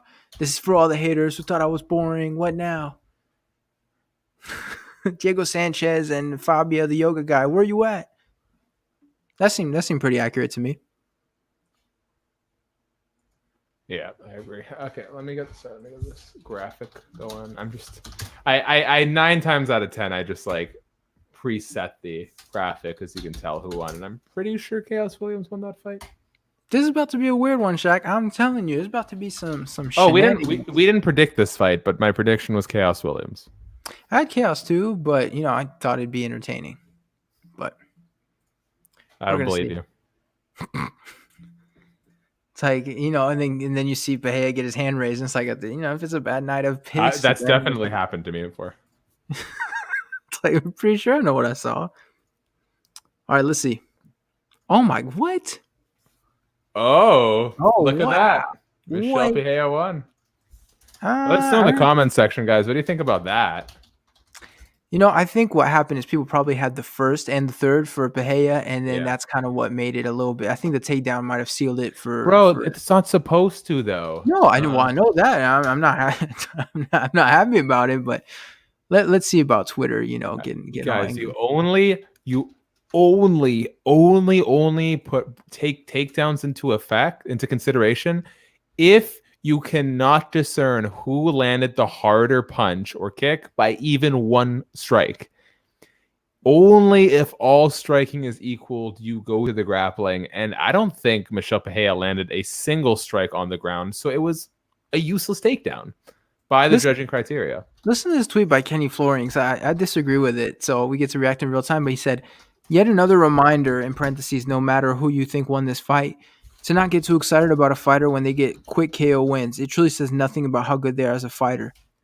What is that supposed to mean? Did you not were you not impressed by Khaos in this fight? Like, I don't know if I agree with what I get what he's saying, but I think Khaos did enough to show you that he was a legit fighter. I don't think this fight is the example. Yeah. Yes, someone's asking if Khaos lost. Yes, Khaos lost. I get what he's saying. This isn't the best example of it. Yeah. Stipe Miocic being an underdog to Francis Ngannou, despite being the champ, is a better example of that. Yeah. I don't like that tweet. You know what? I have his number. Do you want me to text him and let him know? No, because Grandsire MMA does not like your tweet. No, I'm like, I love your tweet. Come on the podcast, all that good stuff. I'm pretty sure I emailed him, so but I think it's safe to say he's not coming on the podcast after all that time has elapsed. But man, I wish I could tell you. I have the funniest story that Kenny Florian told me. It is amazing, but I've been sitting on it for like a year now because we're supposed to turn it into an animated short at Combat Culture, and we just never have gotten around to it. I'll tell you off the air. It's the best story I've ever heard.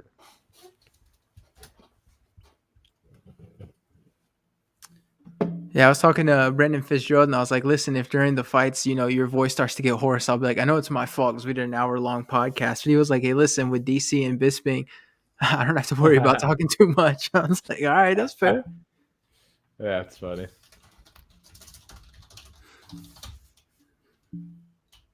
Who's it? Who did we say is this next one? This is Aldo Vera, right? Yes, sir. The co-main event. Co-main event, yeah.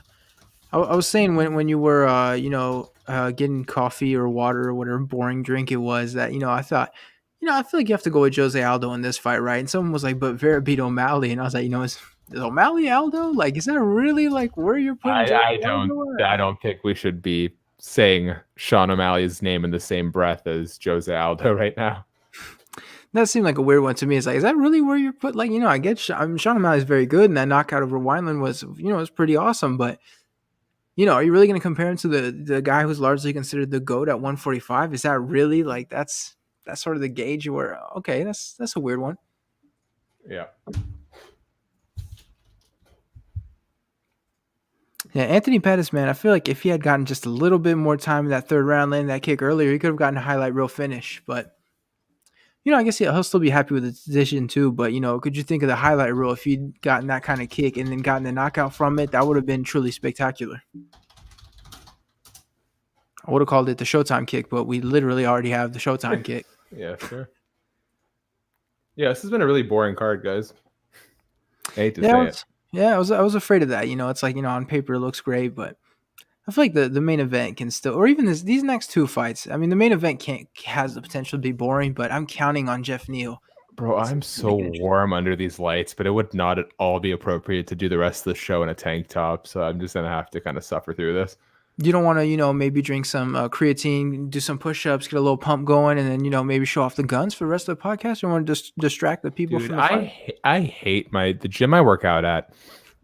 They have all the COVID precautions, like when you walk in, like, oh, you got to wear a mask. There's every day I see people not wearing their masks and like just breathing hard and gross.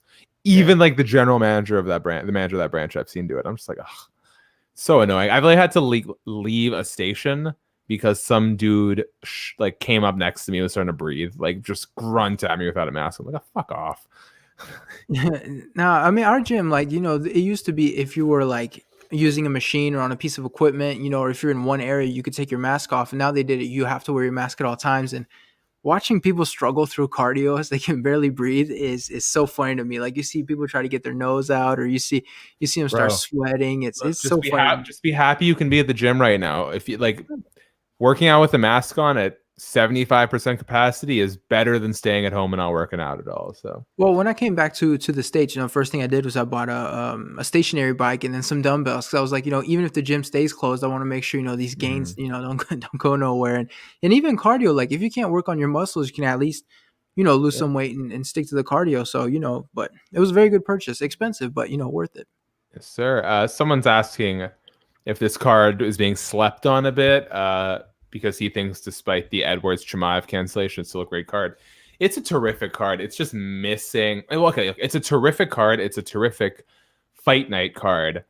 But we're usually conditioned to have a banger of a show to end the year out. UFC 256 wasn't that from a name value point. You had the flyweight title headlining it, despite it being one of the best fights of the year. We don't know that. You only know that in retrospect, right? So I think Leon Edwards versus Khamzat Chimaev would have been the cherry on the sundae here. Like that is a headliner for a fight night. And then everything below that would just make it like the most tremendous fight night card. So we still have the meat of that. We just don't have the shiny showcase at the top. Honestly, I feel like we were a title fight away from having like, this could have been a pay-per-view, but like on paper, the card looks great. And then in practice, unfortunately, it's a little bit disappointing. Yeah. But I mean, last time we had a December, I say last time, we had a December 19th card 5 years ago, which was the UFC Orlando. And I remember watching that card and every fight was a banger. And if you look back on it today, there are huge names like Francis Ngannou made his UFC debut on the prelims. Usman was on there fighting. And I think he might have been fighting Leon Edwards, if I remember correctly. Like if you look at it, that card looks stacked today. Like even the main event, like there are fights on the prelims that could have been the main event today over Cerrone and RDA. Like it was such a great card. And Diaz made the big comeback. I mean, that December 19th, I don't know why. It's a date that sticks in my mind, and it's a card that I remember a lot because I remember just how awesome it was watching that. And for the people to realize how young I am, when I watched that back in high school. So it's like, oh my God, who is this child? Or even Brandon Fitzgerald today, we were on the podcast, and he's like, how old are you, Lucas? Like, I prefer not to say. You didn't tell him? No, I told him. I was like, I'm 23. But, you feel like you almost want to be like, I'm a young looking 30. You know what I mean? You feel like... No, I completely disagree because if they're asking, it's generally because they're impressed with the quality. Yeah. Anytime I've had anyone ask me about my age, like in a work-related sense, it's because they're subsequently shocked by the quality. I'm not trying to say anything about my quality of work, but just No, but yeah, you don't see many people 25 and under doing content this well, so.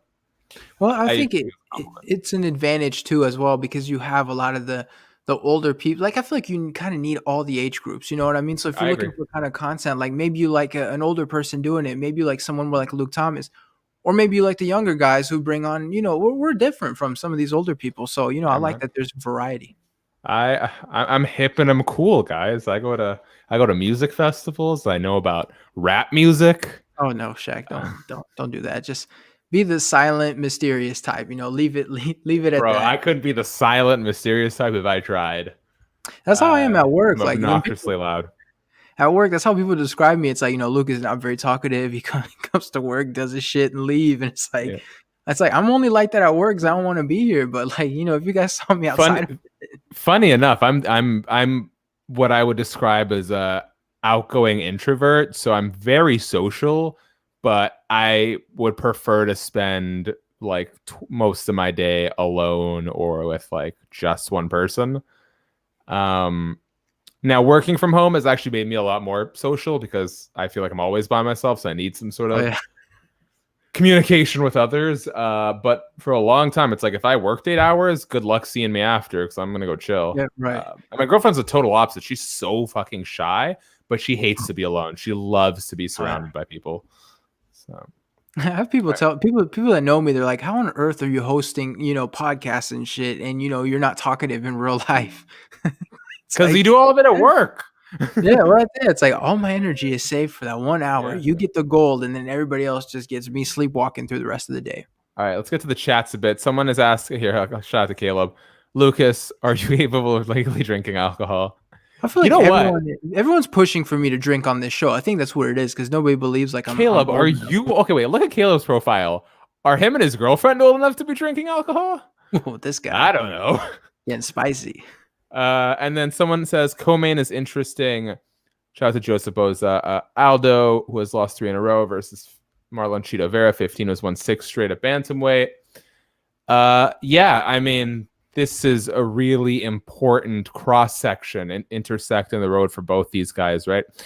Jose Aldo, let's be honest, he's not going to be a champion again.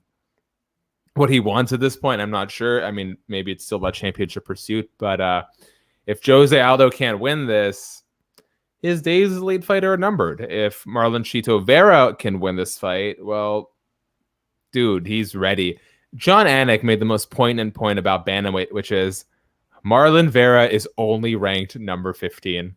Doesn't that speak volumes to how stacked the bantamweight division is? That someone as fucking beastly as Marlon Vera is only 15. Well, who are the big name wins that he has that would make you think he needs to be in the top 10? That's not the point. The point is that bantamweight is so stacked that someone at his skill level is only ranked number 15. Like someone the quality of Marlon Vera and most other divisions would be a top 5 guy. I fully believe that. Okay, I see what you mean. Yeah, exactly. No, I was thinking like, number 15. It's like, yeah, but I see what you mean. Like, if you're coming off a win over Sean O'Malley, you're not going to be ranked number 4. No. But like Marab is only ranked number 12. Yeah, exactly. And he's so talented, right? So that's all I'm getting at. Yeah, I see what you mean. Like, there's so many guys in that division that, no matter what you do, you're still going to be ranked low, trying to break through in that one. Yeah.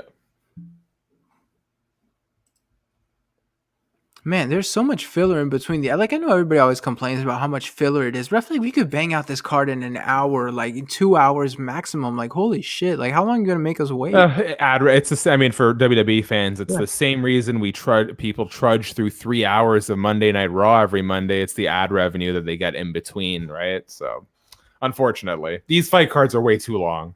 Oh yeah.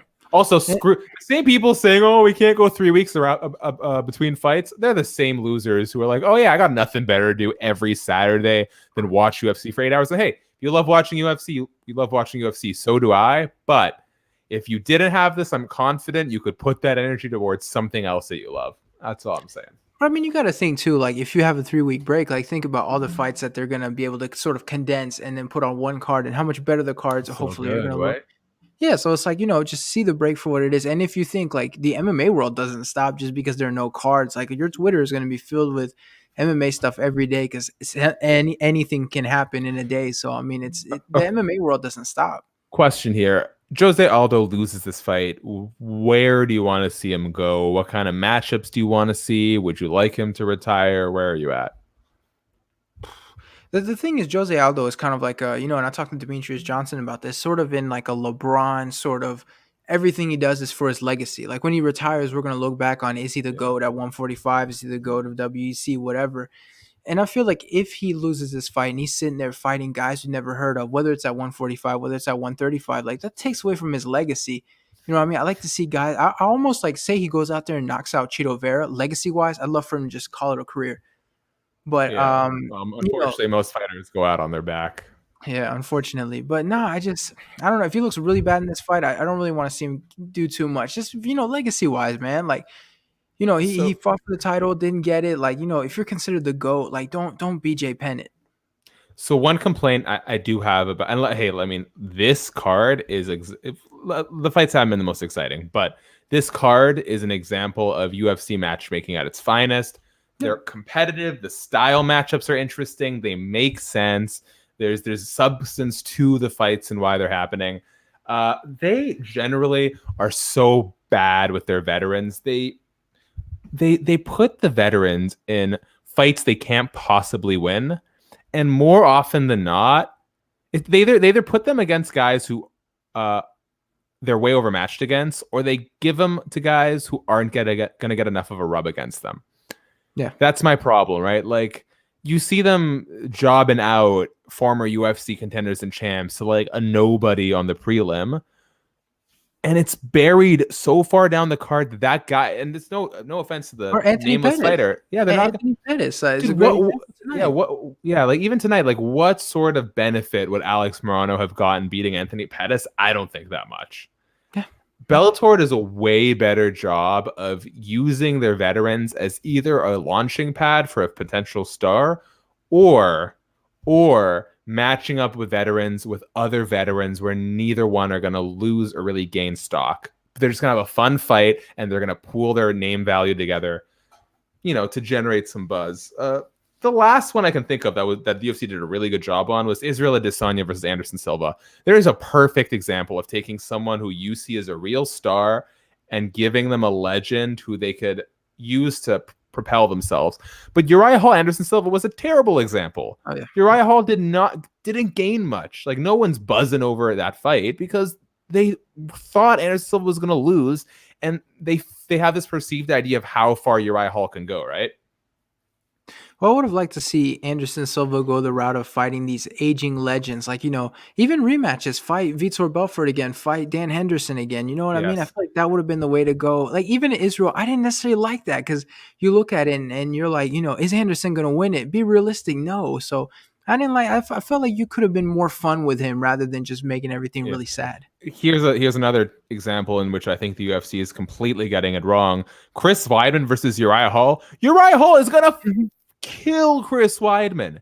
This is the Chris Weidman that has been knocked out over and over and over and over again. You're going to give him Uriah Hall right now on the streak that he's on? Dude, Chris Weidman versus Edmund Shabazian. Chris Weidman, prior to Marvin Vettori getting that fight with Jack Hermanson, that would have been a better fight.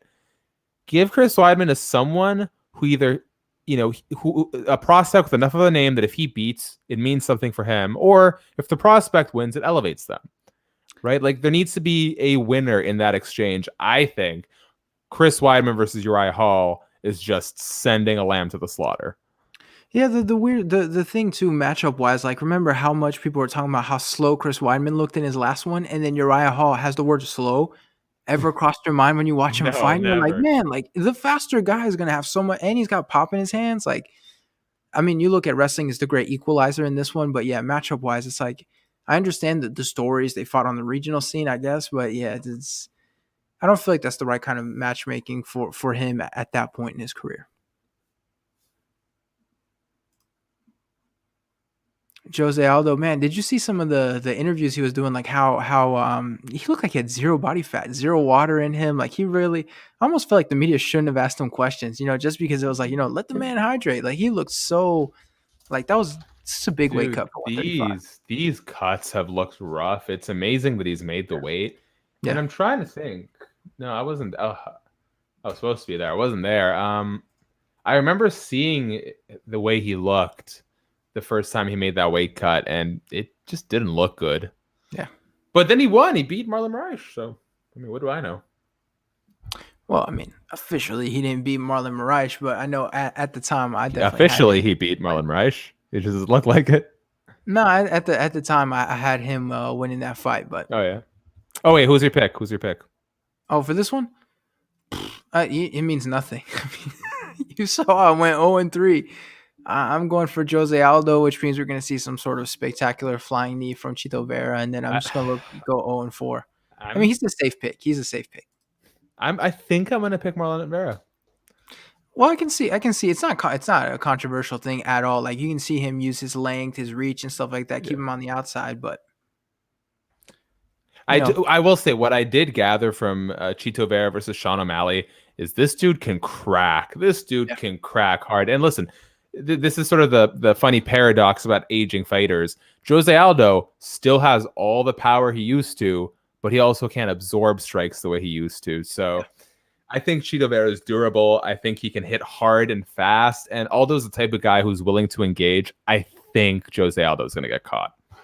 You know what? That's fair. How crazy is it though that Jose Aldo went from a pay-per-view headliner and all that stuff, and now we're watching him as a co-main event on a UFC fight night? I don't put a ton of stock into that. Like, I mean, Stephen Wonderboy Thompson was on the MSG card in his last victory, right? I think that says more to how many fights the UFC puts on. Like, I think if they were to scale back on their events, they would have more freedom to not do this. But I just think their hands are kind of tied with the amount of output they produce. I mean, this would be a really good boost to any pay-per-view. Even open up the card. So good. Fight. Like this would really boost any pay-per-view. But this should have been on last week. Yep. Well, last week every fight was amazing. So I mean, they had to save some stuff for this week. Were they though? I mean, like it was fun. It was amazing in hindsight, but I don't remember the card being that stacked. No, I mean, I'm talking like action-wise. Yeah. No, I mean name-wise, yeah, you could probably look at it like, we could have boosted it a little bit, but action-wise though, I was really happy with that. Especially I had work the next morning early and stuff, so I was glad that was the card I stayed up for. Yes, sir. All right, number 7 Aldo, number 15 Vera. Jose Aldo takes the center of the cage. Both guys exchanging. They kind of look like. I mean, they don't look like each other, but there's something about the boldness and the viciousness that reminds me of one another. South American flair. And Jose looks quick, though. I mean, I think that's something you were kind of worried about. Like, if Jose's surprisingly fast still. Yeah. Well, let's see. I mean, the good thing is, we know that he's dangerous the first 3 rounds. So let's see how he looks against Vera. But Chito Vera, man, Jose Aldo has the most incredible balance and takedown defense. Chito Vera rushed. He got deep with a body lock. Nothing. Barely moved the guy in terms of, obviously onto the fence, but in terms of his hips, barely moved the guy. How bad did Conor McGregor sort of mess with Jose Aldo's legacy? Like, I feel like if we could have just avoided that fight altogether, like even if it was just a loss to Max Holloway, but that Conor fight, like I feel like it did so much damage and it shouldn't have. Conor McGregor's special, dude. His ability to fight and get into people's heads is truly second to none. Well, you guys are going to have to capitalize on him fighting Poirier, right? With all the content and stuff. That's going to be a big traffic one. Yes. But that goes for everyone in the MMA space, right? We're all leaning. Yeah. That's why we love Conor McGregor. It's like when Conor McGregor's not being a dummy, punching old people in bars and shit, like we love having Conor in the sport because it brings a lot of attention to us, right? Like we understand that Conor can be and generally is best for MMA. He's just not always best for himself.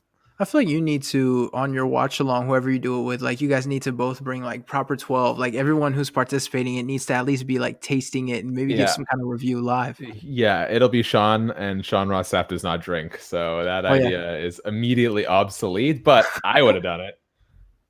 I mean, just have him put apple juice in his glass and then just pretend like, oh, notes of vanilla. Like, just look up a review and make it sound like you know what you're talking about. Love it. Just be like, barrel age. You can see the oaky sort of consistency, and people buy it. Come on. What do they know about Proper 12? Yeah. Ooh, that's that nice little body shot from Jose Aldo. I love the way you see him just wind up and just boom, right to the body. Oh, there it is again. Book. And he's so fast.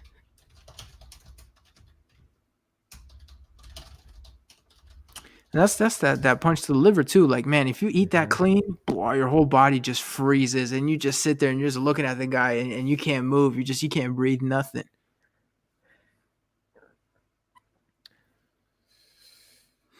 Man, Aldo still looks good. It's impressive how competitive he's still, even with Peter Yan. Like, I mean, he handily lost, but he was good. He was hanging in there for a while. First 3 rounds were very competitive. It was a fun fight, and then he sort of got tired, and then that's where it ended. You are right. The 3 rounds definitely do in general favor him. Wow, those are some nice leg kicks. He's buckling Vera's legs. Like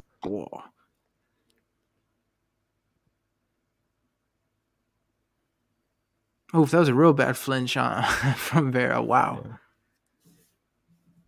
Yeah. Daniel Cormier just mentioned it too.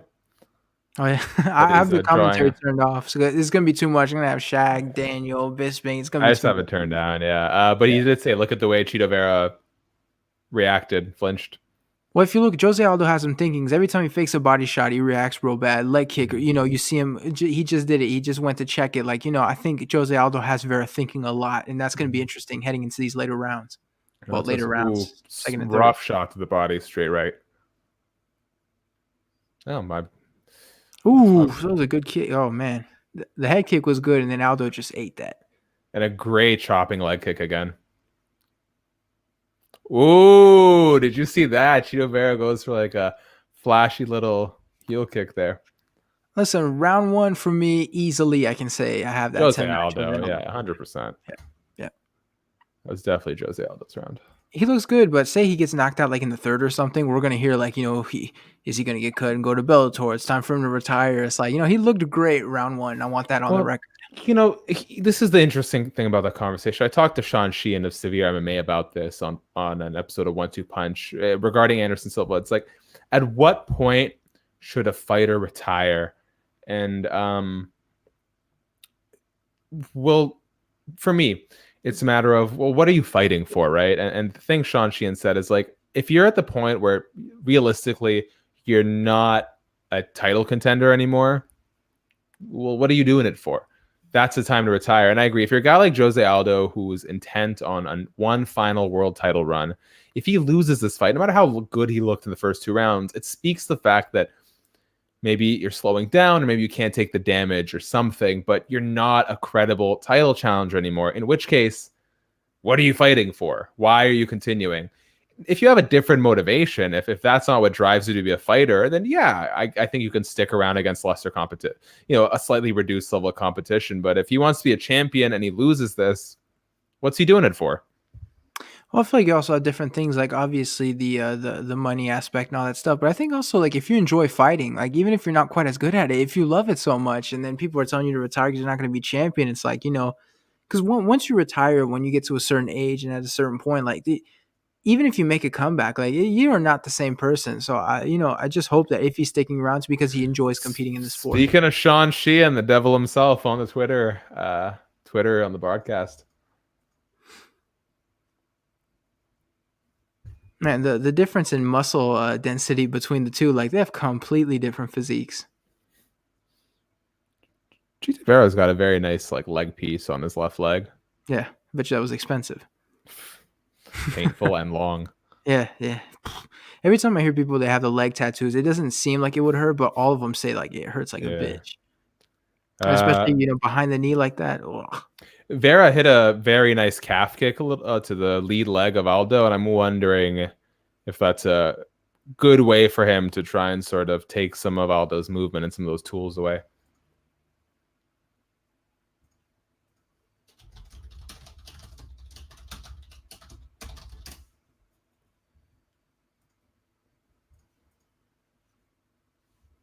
I mean, you can tell Aldo is like, trying to slow him down the leg kicks, the body shots. Like, you wonder if going into the third, it's going to affect Vera or not. Like, is it enough necessarily?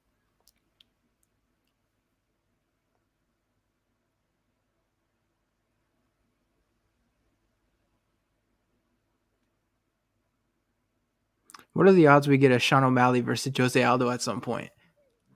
I would like that. That would be really, really fun. It'd be interesting to see.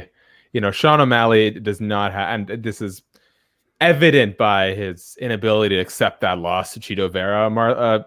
Sean O'Malley is brash like Conor, but he doesn't have the same mental fortitude that Conor McGregor does. But I'd be interested in seeing the dynamic between Sean and Jose, and what ways it would mirror that of the Conor fight and what ways it wouldn't. Well, if Sean can't take that much damage to his legs, then you already know how this fight's going to end. Yeah. Oh, that was really nice. Jose Aldo with a right and a left kind of uppercut hook situation to the body. Well, you notice that Vera turtles up every time you see Aldo go for these combinations. Yeah. Like, I really think he's got Vera, in his head thinking about everything Jose Aldo's throwing. Another nice body shot. Man, Jose Aldo's so good. Why did I pick against him? Oh, did you see that? Marlon misses with a kick and then kind of bounces back with a back fist that catches Aldo right on the chin. I mean, Aldo's eating the shots well, so you like to see that. I think that's people's question. But Vera's big too, considering the fact that Aldo. I mean, I guess Chito has fought a featherweight as well. I mean, I guess, but I don't know if I necessarily count that. But Jose Aldo's like 5'7". He's not the biggest guy in the world.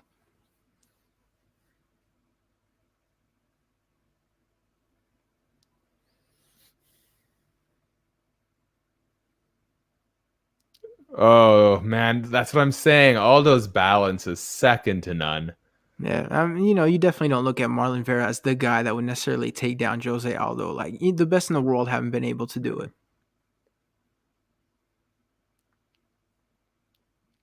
Just to give it to Marlon Vera, though, he is very intimidating. Like, you look at him, he seems like just, like he wouldn't be nice. There's something about his mustache that really intimidates me. It's like just unkept enough to make me think he's crazy. He's very intense. Like, when you hear him talk, it's like this guy has a certain intensity that not everybody has. Yeah, some people are bred different, right? Yeah. It's like, I want to see the people who think they can fight try and hold a conversation with Chito Vera. Yeah. You feel like this guy, like, he's not putting on an act. Like, he's just real. You know what I mean? He's not trying to intimidate anybody. It's just, Marlon Vera is Marlon Vera. Like, he's not doing it for anybody else but himself. Yeah.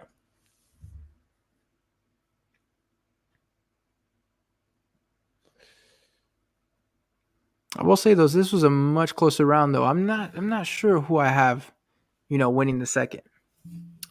I wouldn't read in too much like this latter half and the clinch work. I think Aldo still clearly landed the harder shots, and from my understanding, that's what's supposed to matter the most. So, missed high five. Ugh. That's embarrassing. You hate to see it. Hate to see it. Yeah, 2018. I'm not I ain't mad at it. Let's see how this third round should be fun though. I'm happier with 2018 than I am with 2020. So. Oh, Shaq, no. Don't do this. You're going to lose everyone. I swear I lost half of them when I went on my roommate advice. Oh, yeah. It's like roommate advice are like, nope, we'll find literally anybody else. The meme with the kids on the couch discussing basketball. It's like, well, we'll just watch those guys talk fights. What's that tattoo that Jose Aldo has? Do you know what that is? Funny enough, the Crystal girl from MMA Twitter, Jessica Napick, tweeted about it. It seems to be a temporary tattoo because he didn't have it at the weigh-ins. Oh, I'm just seeing a tweet right now that says, wait, he didn't have it at the weigh-ins? That's crazy. That's so funny. It's the logo of Marina do Brasil, whatever that is. Yeah, somebody said the tattoo's fading if you take, it's Fernando once again saying, if you look, the tattoo is fading.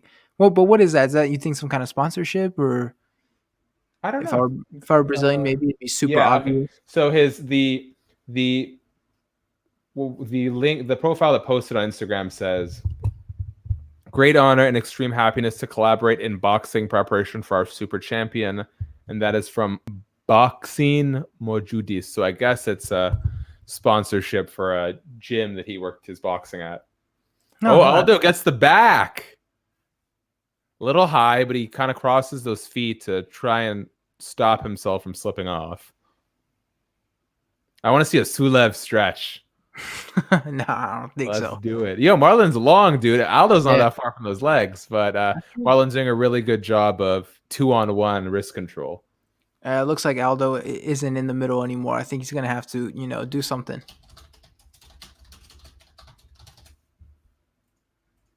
Oh, okay. Collapse, man. It's hard to maintain that position for long. Yeah. Is that it's not a body triangle, is it? I was dead wrong with this one. I gotta stop down Jose Aldo. Oh, there's the triangle. Okay. Little body triangle. It's funny. You don't see it much in MMA. I'm guessing it's not as applicable as it is in jiu-jitsu. But if your opponent has the body triangle on the wrong way, which Jose does not right now, you can actually get a leg lock if you're the guy whose back is taken. But it requires the body triangle to be on the wrong side. Yeah. I don't think that's something we'd really see in MMA. Yeah. I'd love to ask someone why it is that move isn't. I'm not too familiar with it, but why it isn't effective. It's a really easy leg lock to get, actually, because they basically trap their own leg, and then you kind of it's like a calf slicer kind of feel to it. Yeah. But yeah, I wonder why it's not more right, because I see a ton of people throw on the body triangle on the wrong side in MMA and get away with it. So I wonder what it is that's not translating, or perhaps it's just not. Well, it might be something with the striking too. Like, you think maybe it puts you in a vulnerable spot, and then I think you do need to push. I do think you might need to push down with both your hands to make it work too. Yeah, which might be a little dangerous in an MMA setting. Well, listen, this is going to win him the round. Like, I know, we talk about the grappling compared to the hard shots, but if he stays in a dominant position like this the entire round, like, that should seal the fight for him. So I want you guys, it's hard to see now, but if you guys were looking before at the body triangle, I've had a lot of people I train with don't use the body triangle super effectively, but I was rolling with a guy who came into our gym once, and he had such a tight body triangle. Dude, it's like, it truly feels, when you go camping, you got an air mattress and you have to like sit on it with all your might to try and get the air out of that mattress. That's how it feels, dude. The squeeze is so tight. You can't breathe. It hurts every time you try to take a breath in. It might not look like much, but those body triangles are so uncomfortable, and it just makes it hard to breathe.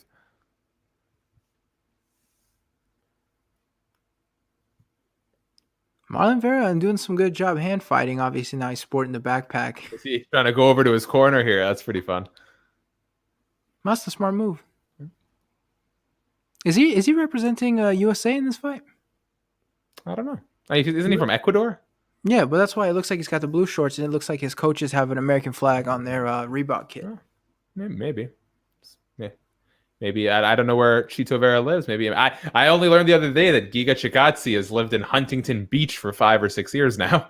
I found that out live in an interview with him. Like, I looked at everywhere to see where he lived, and all I could see was Georgia everywhere. So I was like, so you flew from Georgia to Fight Island? He's like, brother, I live in California. And I'm like, what? I looked everywhere. I did my research, and I could not find any record. Well, why didn't you do me a solid and update his wiki page?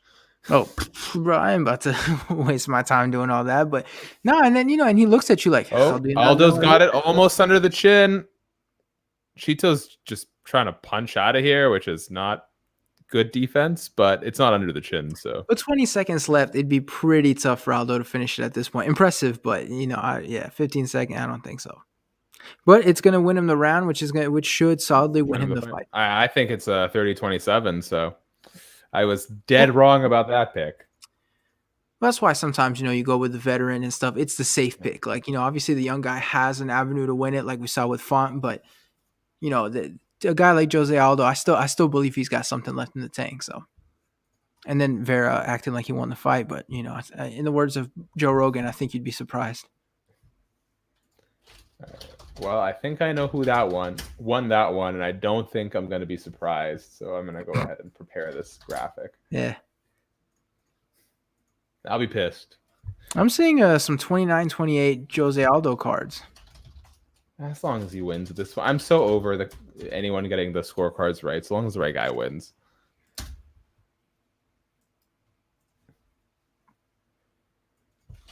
Jose Aldo defeats Marlon Vera via unanimous. Man, these have all been decisions. A long card. Yeah, I hate to be that guy where it's like you don't want every fight to be a decision, but it's like I don't want to see some knockouts. Yeah, of course. I mean, at least we got a flying triangle from Jimmy Flick on the prelims.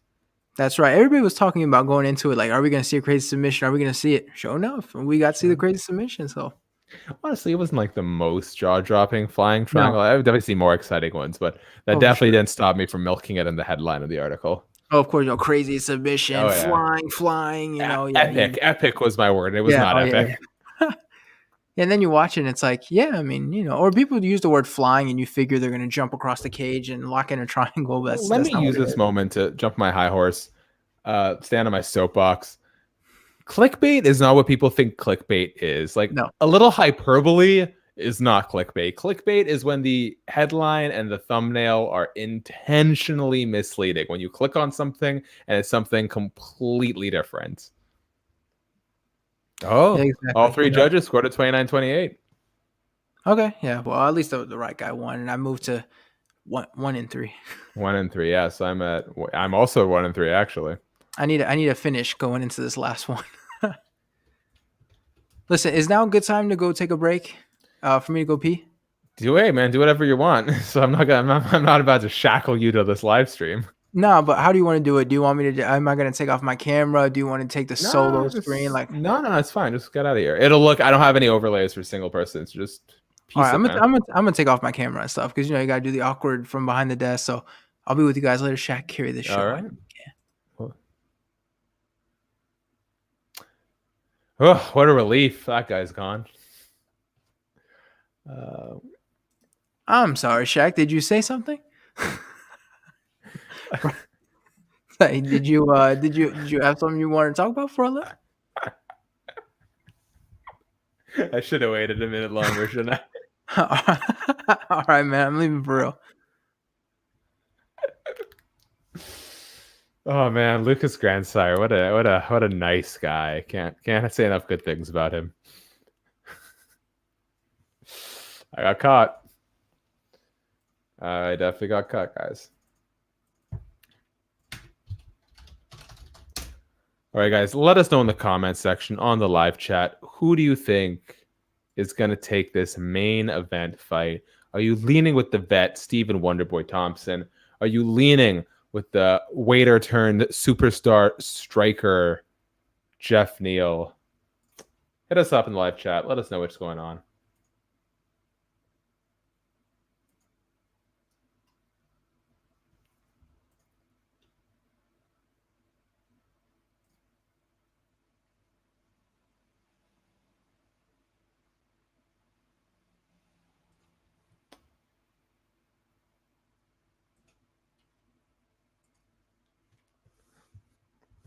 Okay, I'll probably tell the story again when Lucas comes on, but Sean O'Malley just tweeted 12-0, Cheeto sucks, middle finger emoji. Man, Sean O'Malley is such a sore loser. Like, I love the brash. This is the thing, right? Like, some people say they don't like Israel Adesanya because he's too cocky or whatever the case may be. I think Israel Adesanya is supremely confident. I think he's very introspective. I think he's got his finger on the pulse of pop culture and the fight game. He, to me, is the right kind of charismatic. I'm all for the fun, but I'm also, for me, I think like what goes hand in hand with brashness and charisma is some degree of self-awareness. The fact that Sean O'Malley is still moaning and whining about that Marlon Chito Vera fight, to me, is such a big turnoff, and it turns all those things I like about him, his confidence, his cockiness, his charisma, into negatives, because I now see it all fueled by something so pathetic, which is just this constant whining. Look, Sean O'Malley would beat the crap out of me. That's not what I'm saying. I'm saying Sean O'Malley as a person and what he exhibits as a moral principle, as like as his deeper self, is a whiny brat. You lost, dude. Get over it. It happens.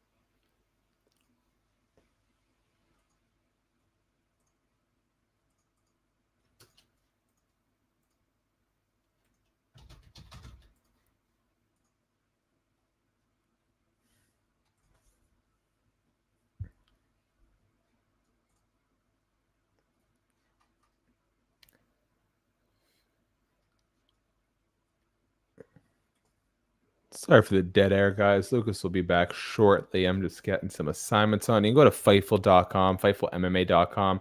See all the terrific work that our team is doing there with the live coverage for tonight.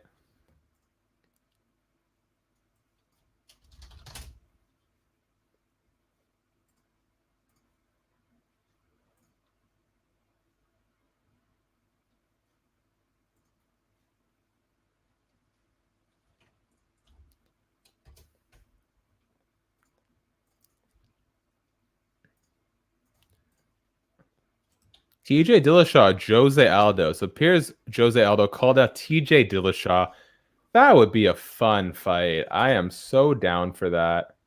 I like it. Oh, Lucas, perfect timing. Hey, I got some stuff done. Stick the lead. Have you ever interviewed TJ Dillashaw before? I have not. Have you? Yes. Wow, look at you flexing. I was the last one to talk to him before he got in trouble with all the EPO stuff. I was surprised. It was a good interview. I wasn't sure. You do these interviews and you're like, let's do about 10 minutes. And we ended up doing like almost 30 minutes. And it ended up being a really great interview. So I was surprised, man. You never know with guys like TJ Dillashaw, but surprisingly great interview. So, shout out TJ. TJ. Hey, do me a favor, anchor this. I got to go silent for like a minute or two here. Oh, man. Are there no fan questions for me to answer or anything? No, not at the moment. All right, I'll anchor it if you want to put yourself on mute. Okay, I'll tell you what to talk about. I got you. Go to Sean O'Malley's Twitter, because I just did a whole rant on Sean O'Malley being a sore loser and it taking away from his charisma. Go look at his tweet about Marlon Vera and then share your thoughts on that. All right, I got you guys. Maybe I'll be fun, maybe I'll be boring. Let's start with tweet number 1. Or hold on, where do I even start? Let's start at the Cody one. Cody might get knocked out tonight, and he's not even fighting. Not that funny. There are much funnier jokes you can make about a guy with having no chin. Not great. Conor living legend. Why? Because Jose Aldo's fight. I don't. Why are people reacting to this stuff? What can you possibly be so happy about with that kind of tweet? Like, how is I'm seeing, thanks Sean King. Stupid. Very stupid. 12-0, Cheeto sucks. I mean, yeah, you just look like crap when you do stuff like that. If I were him, I would use the angle of, I got injured and I'm going to come back and fight him. He's a great guy. You could go that route, but instead he chooses to be a dick about it. Should have kicked his nerve. I mean, because what? Because he kicked your nerve, so he beat you? That's just, I don't know, Sean. I mean, these tweets are... The one thing I did find funny that everybody was kind of shitting on was when, some dude talked shit about him on Instagram. And then he went back and, posted about the dude's girlfriend. People were like, oh, he's so bitter. Low-key, I thought that was pretty funny. I thought, and she was kind of cute. So I thought it was, I thought it was pretty funny. But these tweets, yeah, these are kind of boring. I mean, why? Look at these stats: 91 replies, almost 1,000 likes. And what is there to, I don't know. I'm seeing my friend Colby saying Cheeto acting like he actually beat Sean is wild. Are you on mute, Shaq? Colby, get back to work. Marlon Cheeto Vera did beat Sean O'Malley. You know what? He attacked it doesn't matter that Sean O'Malley was compromised.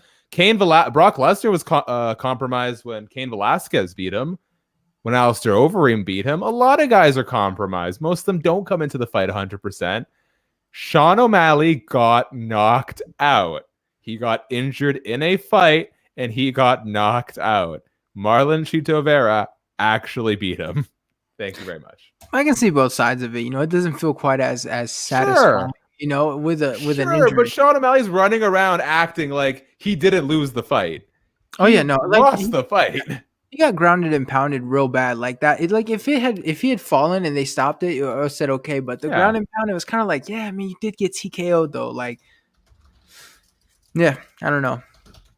If you're still busy, I'll start reading off some of these tweets on my timeline and giving my fun opinions. Ariel Hawani just said something. Let me see. He said, last weekend was a tough go for the vets with Ferguson, Jacare, JDS suffering tough losses. Tonight, vets Pettis and Aldo look really good against younger competition.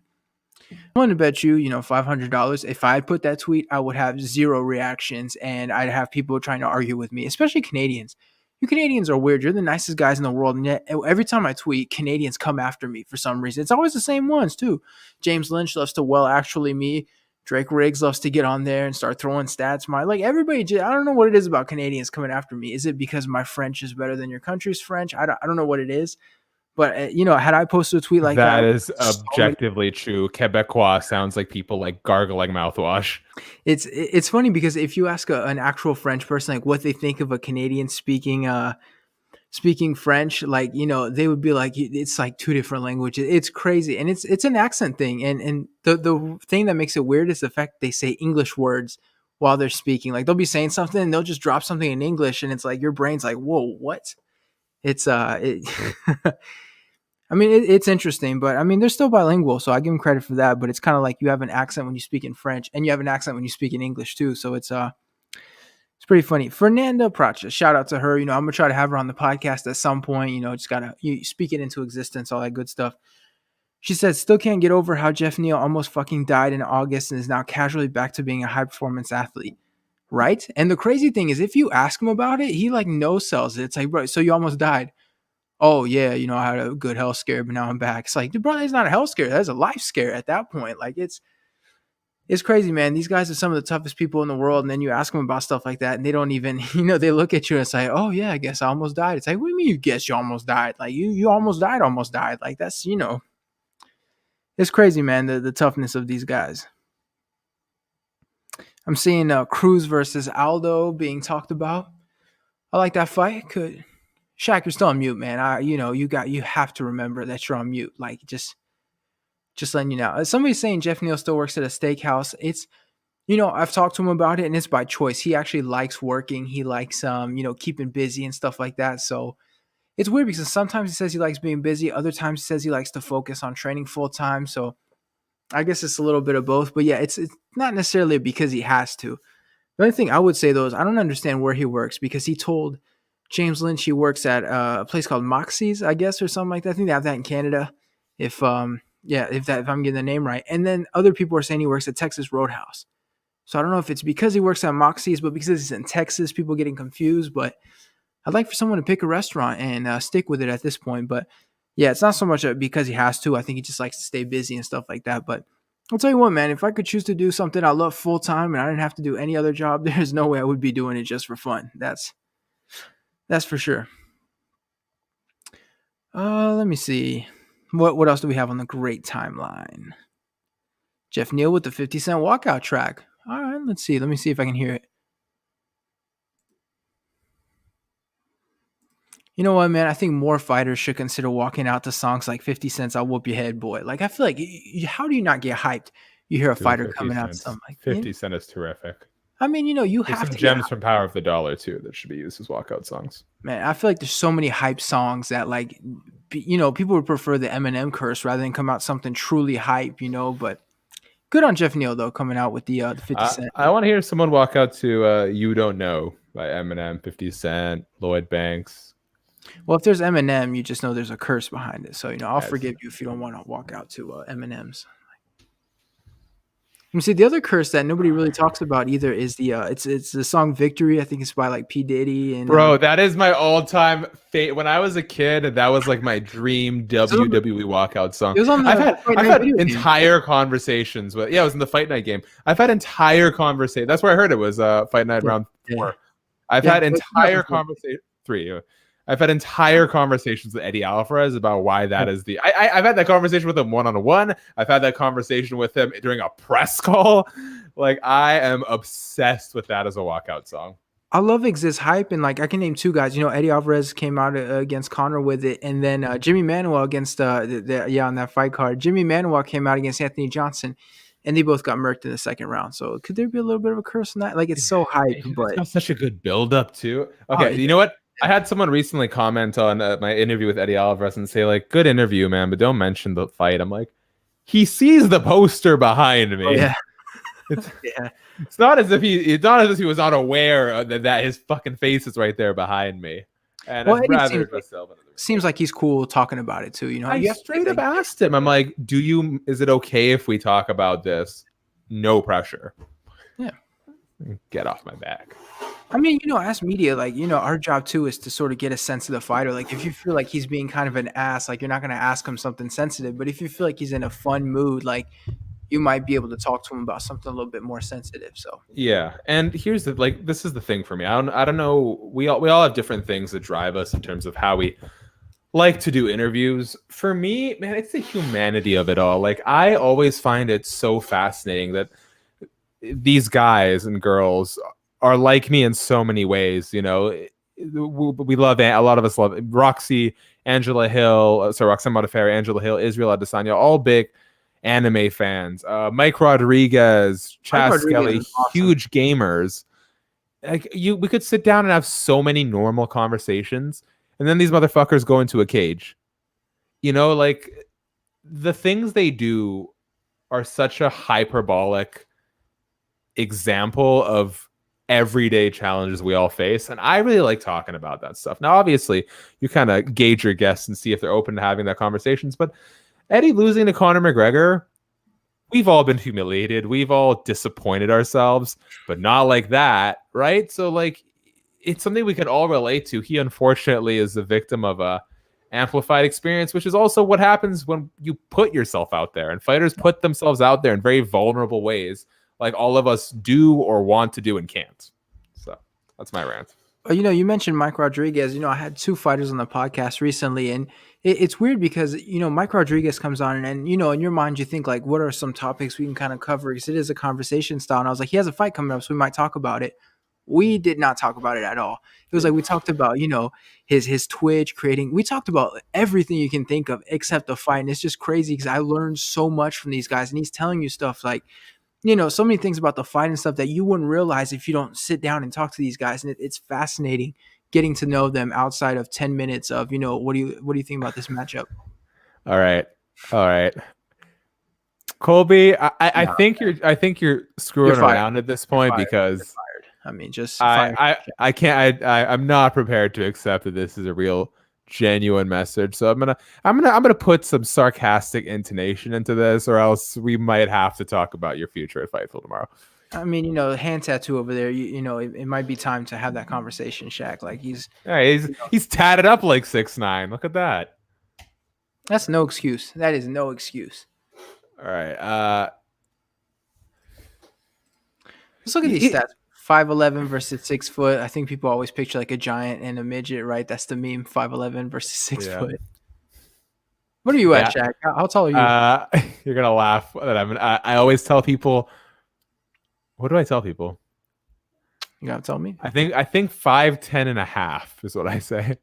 Listen to this guy trying to add little stat, and then if I add shoes, then I'm like 5'11" and a half, which rounded makes me 6'1". Like, yeah. Yeah. How tall are you? In shoes, I'm 6'1", so could have been a basketball player, but my elbow felt funny, so Yeah, I'm not a. You know what the funny part is? I have make the jokes. I don't care. I've got like absurdly small feet compared to other guys, like roughly my height. My favorite example of this, I was visiting my friend in Montreal. I ended up going out with some acquaintances from Vancouver who happened to be there. Me and this girl go to grab our sneakers, and we have matching black Nike sneakers, except hers are like 2 or 3 sizes bigger than mine. So we have this moment where we reach for each other's shoes and have this like disappointing moment of self-realization that I've got smaller shoes than this chick, and she has this moment where this guy has smaller feet than her, and we're both just dead. That mutual understanding. It was a real bonding moment, actually. Yeah, he said Lucas did compare himself to Kobe, MJ, and Shaq on last week's stream, so of course he'd be a basketball player. I'm just planting the seeds, man. Like, Hey, I'm man, letting the people know. I'd rather you be compared. Like, yeah, that's fine. This is the 6'9" of Fightful, apparently. So, well, you got to be careful, Shaq, because your name's obviously Shakiel, so people are going to expect 7'1", 300 something pounds, like just dunking on fools. Slang that peen game like Shaq. Just kidding. This guy. I'm excited for it, man. I have heard. Oh, look at that! Did you see? I don't know if you're watching the prelims today. Did you see at the top of the show they did such a cool video package for Stephen Wonderboy Thompson? It was all about what being a martial artist means to him and like how he loves to teach, and it's about self-restraint and self-confidence, peace, all this sort of stuff. It was a really cool feature, and just being a nice guy is like more than anything. I want to be remembered. I want to be remembered less for being a violent fighter and more for being, it's like I want to be remembered for being one of the greatest fighters of all time, but I'd rather be remembered for being a good guy. I was about to say, like, awesome. I don't think anyone's gonna think violent with him. With all due respect, like I don't, when he gets those spinning kicks. No, but like Robbie Lawler, you think prime Robbie Lawler, you think violent. I misspoke. No, but it's like Stephen Thompson, you don't think violent, you think technical. Yeah, but yeah. All right. Yeah, I like what Wonderboy's showing so far. He's really managing the distance well. He almost timed that counter right when Geoff Neal rushed in. And Geoff Neal's a really phenomenal striker, but we haven't really seen a guy, what he can do against a counter striker like Stephen Wonderboy, who's got just such like masterful understanding of range. But what a crazy thing to go from freaking Mike Perry to not fighting for a year, and now you're fighting Stephen Thompson. Like these two are nowhere near alike. Like it's too... the level of competition is, I told him that too. I was like, the level of competition is pretty extreme. I'd like to know what he said. I first want your pick though, before we see a knockout. I'm going with Wonderboy. I feel like Wonderboy is a safe pick. I'm gonna go with ride with your boy. Ride with your boy. No, there's no with your boy. I'm media. I'm unbiased, but I feel like Geoff Neal has a good team, and he's a good striker. I think he's going to do MMA. Phenomenal gym. The thing is for him for this fight not to be like, Thompson versus Masvidal and Thompson versus Luque, where he just completely dominates the striking, and then, it's going to be important for Neal really to establish himself out there and not get caught on the outside and just decisively beaten like that. Okay, so we can confirm that Colby is just trolling us, but I'm going to follow up by putting him in timeout because he has work to do. No, you're gonna have a team meeting tonight. It's like, Colby, I understand you want to put your opinions out there, but there's a lot. Oh, we're getting him on the next time. He's not doing play-by-play. We're putting him on here with you. So yeah, it's gonna be like, so you want to give us shitty opinions in writing? Okay. That was not a nice kick by Wonderboy, who's got some of the best kicks in MMA. That was sloppy and gross. That looked like me eating those double cheeseburgers last night. Stephen Thompson is such a weird match. Like just the fact that he stands sideways. Like how on earth do you hit a guy that's not even standing in front of you like that? So cool. I love seeing, and I think we've seen more of it lately with Habib and Israel Adesanya and Stephen Wonderboy. As these guys have evolved to like a really high level of overall MMA, they've been able to lean into these specialties a little more, and it kind of harkens back to the origins of UFC, right? It's like I love seeing that a guy like Wonderboy can get good enough at MMA that he can adapt karate. for mixed martial arts. When Geoff Neal has Stephen Thompson against the fence and he goes for the flurries, he's had some success, but you have to limit that motion from Stephen Thompson. Ooh, that was a nice body kick from Wonder Boy. Ooh.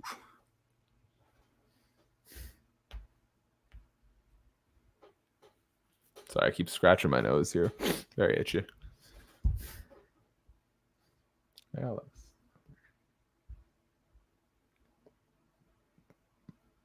Guys, it's the last fight of the night. If you're checking us out right now, super chat donation. Get to questions or comments, right? Not like we've been breaking that rule all night or anything, but you know, holiday season does a lot for us over here at Fightful. Very least, leave a like on this video so more people can see it post-fight. Hit us up with a subscribe. Reminder of a video out tomorrow. Corey Anderson going through a tier list and ranking the best light heavyweights between Bellator and UFC. You know, putting his name into that, putting his picks into that ongoing debate about who has the better active light heavyweight division.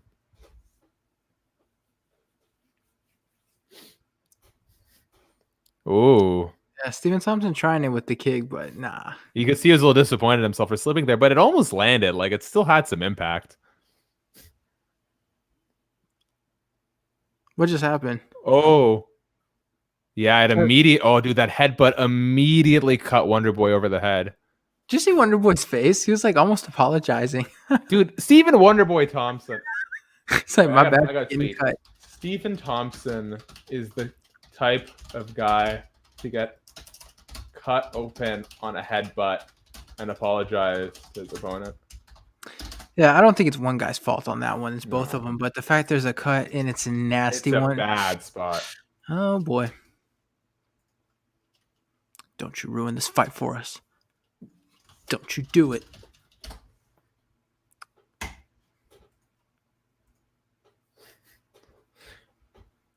Can you believe Stephen Wonderboy is turning 38 in February? He is way too handsome. What so you stop being handsome when you're old? Is that what I'm hearing? Yes. No. No. It's like we don't discriminate against MILFs and DILFs over at Fightful. Oh my god, this guy. In fact, bring the GILFs on.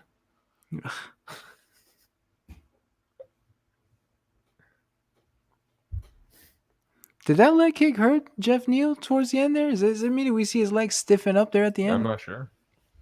All right, who you got? Who you got round one? I got the headbutt. Oh yeah. I mean, I think Wonder Boy, did Geoff really land much of anything? He did when he got him in those flurries, but in terms of like, you know, getting him, you know, I feel like Stephen landed the most strikes. It looks like they're both cut up. Geoff Neal's got something on those thick eyebrows.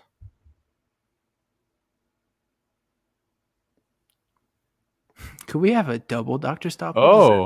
Oh yeah, Geoff Neal is also cut over the eyebrow. Well, I noticed right away. I was confused because Mark Goddard, the ref, grabbed Geoff and took Geoff to the fence over to the doctor. So I was like, "Are you just trying to get him?" Because I'm like, Wonder Boy is the guy who's cut, but no, they both got cut off on the eyebrow off the headbutt. Yeah. Significant strikes. So almost double for Stephen Thompson. Yeah.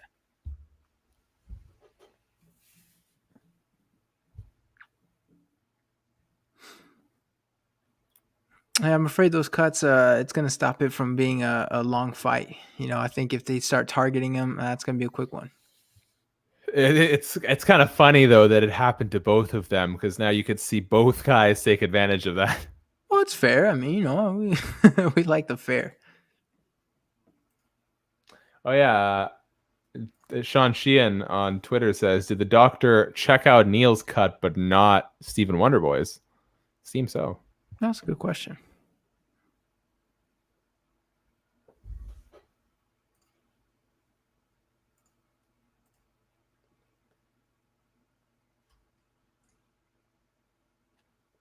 Okay, this lady whose profile includes the words 18 plus and nudist and has 150,000 followers keeps replying to my tweets but doesn't follow me. Damn shame is what it is. Is the next event January 16th? January 18th, isn't it? January 16th? Well, I just said that because on the broadcast said January 16th. Yes, January 16th. Wow, that sounds like a long time, but once we get there, it's going to be kind of quick.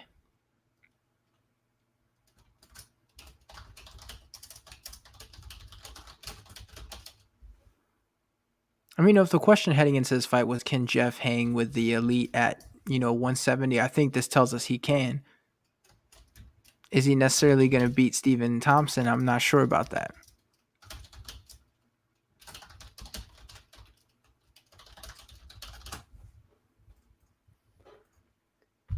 Do you remember, and I remember this is what started getting people salty on Tyron Woodley.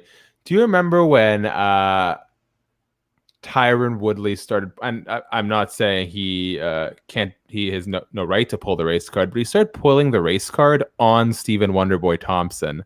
Yeah. Doing like a shared interview on Fox, and he was sort of accusing Stephen Wonderboy Thompson of some stuff. And it's just like, Wonderboy's like, and Wonderboy's just laughing because he's like, I don't know what you're talking about. Like, Stephen Wonder Thompson is such a nice guy. Was that the origins of the race card Woodley famous stuff? It might have been. Yeah, I feel like, if you tried just Stephen Thompson's just the wrong guy. Right, yeah. Colby Covington would have, it would have worked. It would have been in character, but Stephen Thompson's like, maybe not the best to try something like that with.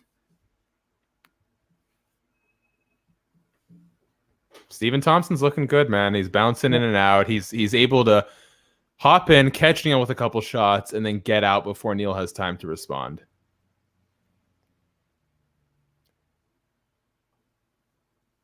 He's really good at getting it. Like, he gets backed up to the fence, but he does a really good job of not staying there. Like, what's fascinating is the timing. Like, he'll stay back there. He'll throw combinations, but he seems to know exactly. There's like some small tell that I'm not picking up on where Wonderboy knows exactly when it's time to move back because Neal's getting ready to load up. Stephen Thompson's getting comfortable, and that's when he starts getting comfortable. That's when he gets dangerous for his opponent. Yeah, well, except for Anthony Pettis, who capitalized on that. So I think Wonderboy learned a lot about the fight in terms of how much of a flow he can get into. Yeah, that was a crazy knockout. I think one of the most shocking knockouts of 2019. Who had that coming? Yeah. And not, I mean, obviously, if you were to say who in the UFC would get that kind of knockout, it's Anthony Pettis. But the way that fight was going, it's just not what you saw coming. Yeah, exactly. Anthony Pettis was losing that fight so badly, and he was about to lose that round.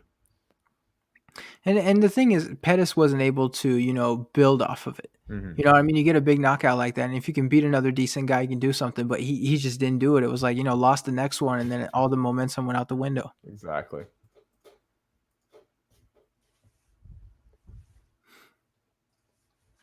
It looks like Geoff's having some trouble with his eye. You see him covering up like that. It looks like he might be having some trouble seeing. I think that eye's giving him a lot of trouble.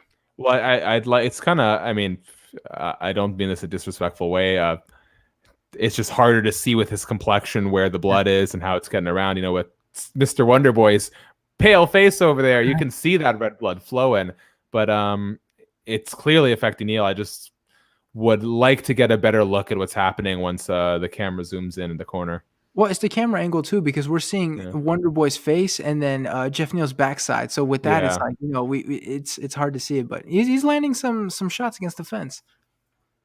But 2018 Thompson for dude, Wonderboy's looking so good. Neal just looks kind of stumped, like he's covering up, not really understanding where these. Wonderboy does such a good job of like peppering you with strikes from so many angles. I think his cut is giving him a ton of trouble because you see the way he's covering up. Like it really does seem like that's. I don't know. Stephen Thompson though has a big cut and doesn't look like he's having an issue with it. So, I will say I'm trying to see. So, Wonderboy's is kind of more, but it's on his eyebrow obviously, but it's in the corner, kind of heading towards the bridge of the nose, whereas Neal's is on the far side of his eyebrow. So I'm wondering if there's a difference in how the blood is flowing down, because they're technically on opposite sides of Thompson is on the inside of the eyebrow, Neal's on the outside of the eyebrow. Yeah. I'd be curious to know what his coach is telling him right now. Well, and he doesn't have Saif Saud in his corner. Does he not? No, they said on because Alex Morano is also from Fortis MMA, and apparently Saif couldn't get here tonight for whatever reason. Oh yeah, that's a factor too, because he has a relationship with these guys, especially guys like Geoff. So yeah, I'm curious to know how much that truly affected him. Without coming up with excuses. Kevin Yu chimes in. Thompson's movement is causing problems for Neal as Neal doesn't have time to get any momentum. I agree. Neal, has not been able to get into any sort of rhythm. And Thompson is throwing with like such measured frequency. It's really nice. Look at that. He goes for a punch. He steps out of the way and just flings a kick up there so naturally. It's really hard to figure it out. Is it me or is it kind of weird how long Geoff Neal's shorts are? Yeah, you're weird. It is just you. Don't they look a little bit long? Like when they look like skateboarder shorts. I know we're on Fashion Watch tonight. It's not fashion watch. I'm trying to think like if you're fighting, do you want shorts below the knee or above the knee? But I'm not saying if you're Lucas, do you prefer the tight outline of the buttocks or do you want to? No, I like the John Jones when he used to wear those shorts that look like if you got on it would tear off the entire shorts. I like those a lot. But I feel like that would be maximum mobility. Like what Thompson has, I don't know how people can wear that and be comfortable. Obviously, in a fight, you're not comfortable, but still, it's like, I don't know. I don't like Tyron Woodley wears these tight shorts, and one of the first Tyron Woodley was on the second card. My girlfriend never watched it. I think she doesn't really like MMA, and like all she could stare at was that juicy booty. Well, OSP has that thing too. It's like they do it on purpose. They know, like if they got the badunkadunk, dude. You got to show them what you got. Man. I don't think I've seen so many peaches on Twitter than when OSP was fighting Ben Rothwell. It was like, dear Jesus, people like, people like a nice butt, man. People like a nice butt. I think it wasn't even the fact that it's not. I think it was just distracting. It was like, your eye. The best ones are, Lucas. It was like you're trying to watch the fight, and it's like, man, how's that thing not getting in the way? So Neal, props him for changing the game plan a little bit. I'm segueing off that ass chat. At least he tried to clinch a little bit, stomp, dirty boxing. Clearly this system isn't working, right? So I think it's important that he has a plan B and a plan C in place. Well, he's had more success in this third round than I think he has all fight. Like it seems like he's adjusting. That's the thing. If all rounds look exactly the same, then it's like, you weren't even able to make those adjustments, which is what separates the champions from, the sort of fringe names too. Man, can we just point out how impressive it is that Stephen Wonderboy Thompson can stand in front of Geoff Neal with his hands down? Well, it's because he's standing sideways and he has that speed. Like he's controlling the fight, so he's able to do that. But we saw it cost him against Pettis, so But yeah, the fact that he controls and he moves so much means that he doesn't necessarily have to worry about keeping his hands up. Sort of like Luke Rockhold until he decided he didn't need to move his feet, and then he was just there to be hit every time.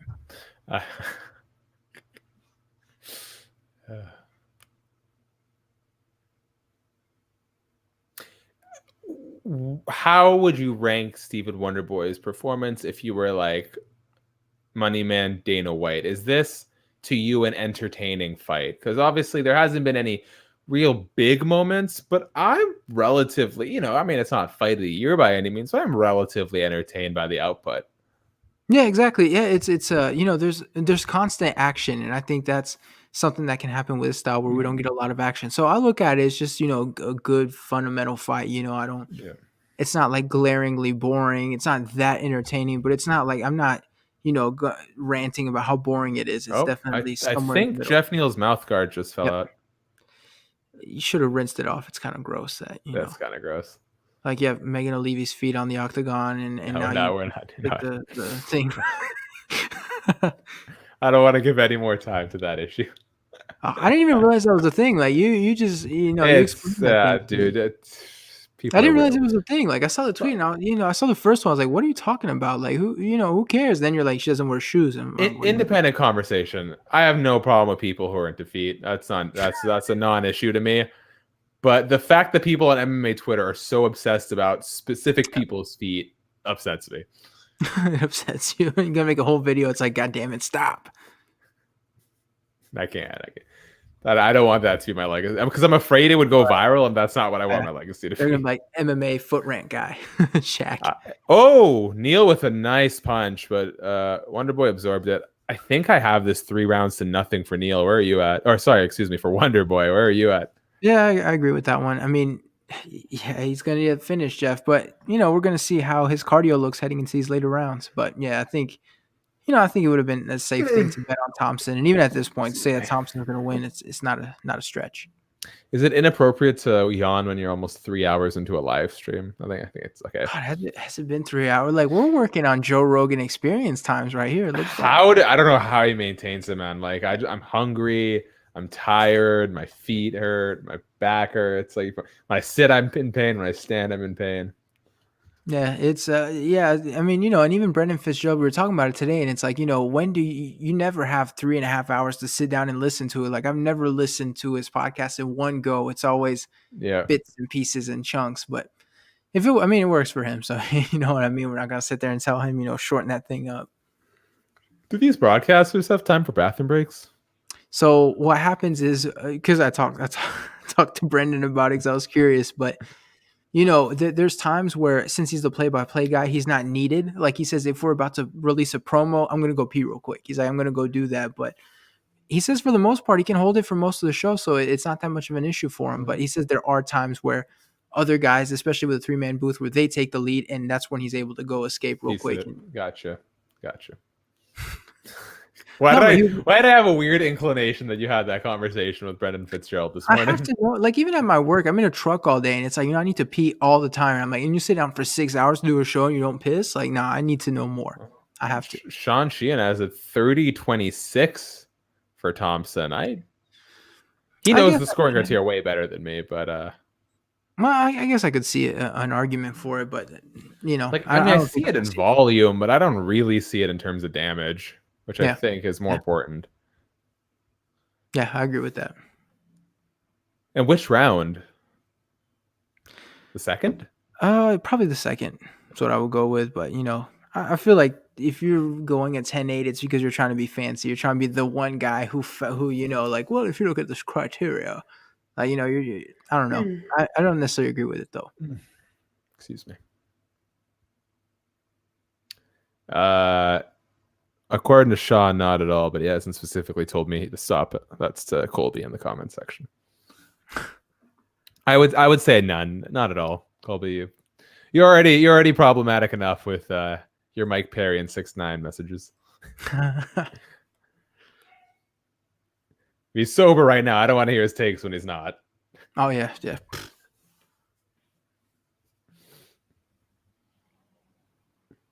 Good on Geoff Neal though, because there's a lot of fighters when they're facing Thompson like that, and they get to these later rounds and they've been shut out like that. They tend to sort of, I don't want to say give up, but you do have a feeling of it's like they kind of coast to the rest of the fight, where it's kind of like, you gotta go for it. I mean, it's hard to say. Like, I mean, I know they always say like you're losing, you got to go for it. It's hard to do because part of the reason you have struggled thus far is because their attack. It's not because you're point fighting. It's because their attack has made it hard for you to pull the trigger. Yeah, exactly. They're presenting so many dangers that you can't open up. So I'd like to see Geoff Neal go for broke, but I don't blame him for not. Well, the big thing is they're looking to set things up, which is what Mike Rodriguez was telling me. He's like, the knockouts aren't random. He's like, it's everything we set up. And if you can't set up anything against Thompson, even if you're going for it, it's going to be tough to get it, especially with him constantly moving like that. You really have to get the big one clean when he's got his hands down. Yeah, and yes, Colby, in the chat, we know that you're being sarcastic. Don't worry. It's like, please don't fire me. No. We love Colby. He's doing terrific work, and we will definitely have him on one of the live chats as soon as he doesn't have to do this play-by-play for us. I like how every time a guy falls, the other guy lets him get back up. It's like the nicest motherfucker belt. Agreed. Well, I'd like to see what sort of... we haven't seen a multi-dimensional game from Geoff Neal, and granted, we haven't seen it a whole lot from Stephen Wonderboy Thompson, but right now he's not the one who needs to show a multifaceted game plan. Geoff Neal, we know, is a tremendous striker, but what was his game plan if that didn't work tonight? Because it hasn't. Yeah, I'm not sure. I mean, because you can't think like I'm gonna go up against striker like Wonderboy and I'm gonna box him and I'm gonna be successful. I don't need a backup plan. Like you have to, So but I'm sorry. According to the broad, I think so. You were talking at the same time, as is your responsibility today. I'm pretty sure Wonderboy asked Neal if he's okay after he hit him with a hard shot. man, see, I would be so pissed. You I'd be imagine like a mad. fight, you get cracked. It's like, hey, my bad, bro. You all right? It's like, man, fuck off. Like, what? No, I mean, you can't be mad at Wonderboy because he's I would be mad, but don't check genuinely on me. concerned. He's genuinely concerned. No, I'd be like, don't check on me. Hit me. Like, no, Yeah. don't do that. That'd be demoralizing too. Could you imagine you get hit by a big one? You're a little wobbly. It's like, hey man, you good? It's like, fuck you. I So would do hate you? that. So I see some comments that Stephen Wonderboy Thompson is a point fighter.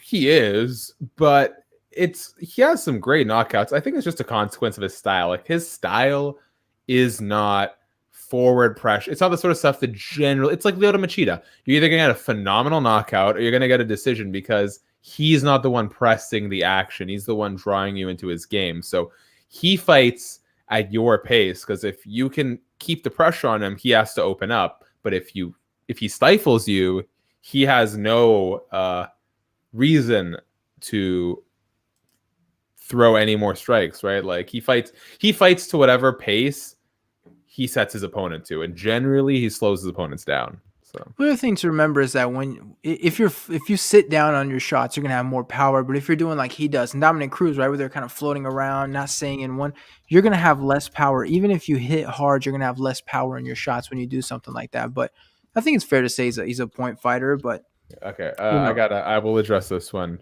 Shout out to Joseph Boza, we love him, but let me put you up on game as to why this is not a fair comparison. About to go for you. You talked about the Canadian. All right, Elias Theodorou. Let me read off his UFC record. TKO via punches and elbows, unanimous decision, TKO punches, decision. Stephen Wonderboy Thompson. Now, albeit not a lot of finishes either, but head kick KO, decision. KO by punches, TKO over Robert Whittaker, which was a head kick followed by a punch combination. Decision, spinning hook kick, TKO punches Johnny Hendricks, on whom he also landed a head kick. Decision, KO loss decision. Okay, so Stephen Thompson's recent stretch, but you got to remember when he gets a finish, which he does so with more frequency than Elias Theodorou, they are way better finishes. Whoa. But more importantly, did you see that? That was the single best moment of the fight. They basically just stood in the pocket for a while. Isn't it incredible how Wonderboy is able to get off kicks when the guy is basically kissing him? Yeah, right. Like they're nose to nose, and he still throws a kick up there. Yeah, I mean his striking is just so good, and I think the fights with Woodley and how.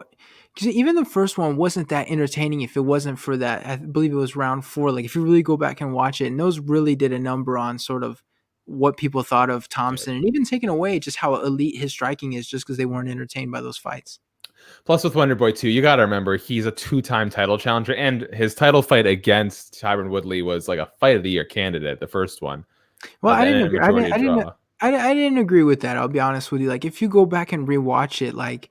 It had a lot of similar aspects to the second fight. It's just the round 4 was so crazy with almost getting the finish and everything that it sort of took away from the overall how we remember the fight. And there was such a big comeback moment too, right? Yeah, exactly. So that was one where perhaps round for round it was very exciting. But I think when you look at and I haven't rewatched it, so to be fair, you have more knowledge here than I do. I look at it as like the story that fight told was a really great one that year. The rematch, not so much. So when you're a 2-time title challenger too, I think you've got more leeway with these boring decisions. Yeah, but I mean, I'd still like to see him fight like an Usman or even a Colby Covington or something like.